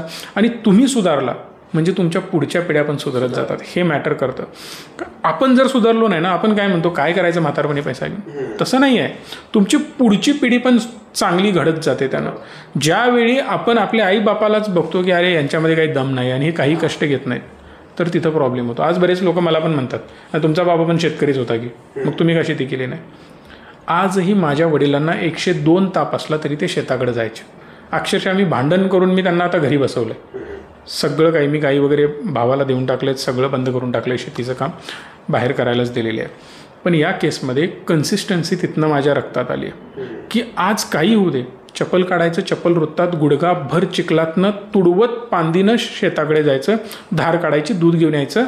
कितीही पाऊस पडू दे, गारा पडू देत, विजा कडकडू दे, वाघ वगैरे फिरतात, जंगलातून हत्ती येतात, हे सगळे प्रकार होतात, तरीसुद्धा रात्रीचं जाऊन जनावरांना पाणी पाजून, वैरण टाकून, धारा काढून घरी यावंच लागतं. कारण ती गाय, ते जनावर दुसऱ्याला धार देत नाही, जातो म्हटलं तर कुणी जाऊन चालत नाही. त्यामुळे तुम्ही कितीही संकटात असो, तुम्हाला तिथं जायला पाहिजे. ही गोष्ट तुम्हाला शिकायला मिळते. आणि हे जोपर्यंत आपण करत नाही काही होणार नाही आहे. शेवटचा प्रश्न, मराठी संकेत का? मराठी संकेत सर एक सिंपल मी तुम्हाला सांगितलं होतं की एक मोटिव्ह आहे, एक उद्देश आहे किंवा एक बदल घडवून आणण्याचं ध्येय आहे. बिझनेस काय मी कुठलाही करू शकतो. आज मी लात मारेन तिथं पाणी काढेन, गॅरंटी देऊन मी काढणारच आहे. मी कुठलाही बिझनेस करू, मी तो उभा करतो आहे. आज आम्ही वेगवेगळ्या क्षेत्रामध्ये, इव्हन कन्स्ट्रक्शनमध्ये सुद्धा one of the fastest growing आहोत आम्ही कोल्हापूरमध्ये, आणि ते करतो आहे चांगल्या पद्धतीनं. पण मराठी संकेतचा उद्देश हा होता की मराठी माणसाला आर्थिक साक्षर बनवणं, की तुम्हाला फायनान्स म्हणजे काय कळायला पाहिजे. आत्ता 1 तासभर वेळ काढून जे लोक आत्ता बघतायत, यातून 4 गोष्टी मी त्यांच्या जीवनामध्ये ॲड केल्या. पैसा काय असतो, तो कसा वाढतो, चुकीचा पैसा गुंतवणूक कशी केली जाते, चांगली कशी केली जाते, हे तुम्हाला कळालं. हा उद्देश होता मराठी संकेतचा. सो पहिला मी ध्येय ठेवलं आहे की लाखो मराठी लोकांना मदत करायची, तिथनं बाहेर पडायचं आणि करोडो भारतीय लोकांना मदत करायची. पहिलं टार्गेट माझं घर. माझ्या घरातच जर समृद्धी नाही आहे, मी गावावर जाऊन काय दंगा करून उपयोग आहे. सो पहिला आम्ही आमचं घर सुधारतोय, त्यानंतर ओव्हरऑल भारताला टार्गेट करायला. आम्ही ऑलरेडी भारतावर काम आता सुरू केलं आहे गेल्या काही महिन्यांपासून. बऱ्या प्रमाणात महाराष्ट्र आम्ही कव्हर केलं आहे आणि अजून हे काम कन्सिस्टंटली चालू राहील, अविरतपणे चालू राहणार आहे. तिथून पुढे पूर्ण भारत देश हे आमचं टार्गेट आहे. हे होते संकेत आवटे सर. एक मराठी माणूस एवढ्या मोठ्या दर्जावरती, मोठ्या लेवलवरती जाऊन काम करतोय आपल्या मराठी माणसाला समृद्ध करण्यासाठी, आपल्या मराठी माणसाला पुढे आणण्यासाठी. आजच्या या पॉडकास्टमधून संकेत सरांनी आपल्याला आर्थिक सुबकता कशी आणली पाहिजे, आर्थिक गुंतवणूक कशी केली पाहिजे, त्यातले डूज काय आहेत, डोंट्स काय आहेत, काय गोष्टी केल्या पाहिजेत, काही नाही केल्या पाहिजेत, समज गैरसमज काय असतात, शेअर मार्केट काय आहे, त्याच्यामध्ये इन्व्हेस्टमेंट कशी करावी, त्यातल्या त्यात सेक्टर कोणते चांगले असतात, या सगळ्या गोष्टींबद्दल आपल्याबरोबर खूप छान गप्पा मारल्या. आमच्या सर्व प्रश्नांची उत्तरं दिली. तुमच्यासुद्धा काही शंकांची उत्तरं यातून तुम्हाला मिळाली असतील. सरांनी या आपल्याला दिलेल्या पॉडकास्टबद्दल सरांचे पुनश्च एकदा खूप खूप धन्यवाद. आणि सरांच्या रिच मीच्या आणि मराठी संकेतच्या पुढील वाटचालीसाठी खूप साऱ्या शुभेच्छा. Thank you so much. मलाही तुम्ही संधी दिली आणि लोकांशी इंटरॅक्ट करण्याचा मौका दिला. Thank you so much. भेटूयात नवीन व्हिडिओच्या माध्यमातून.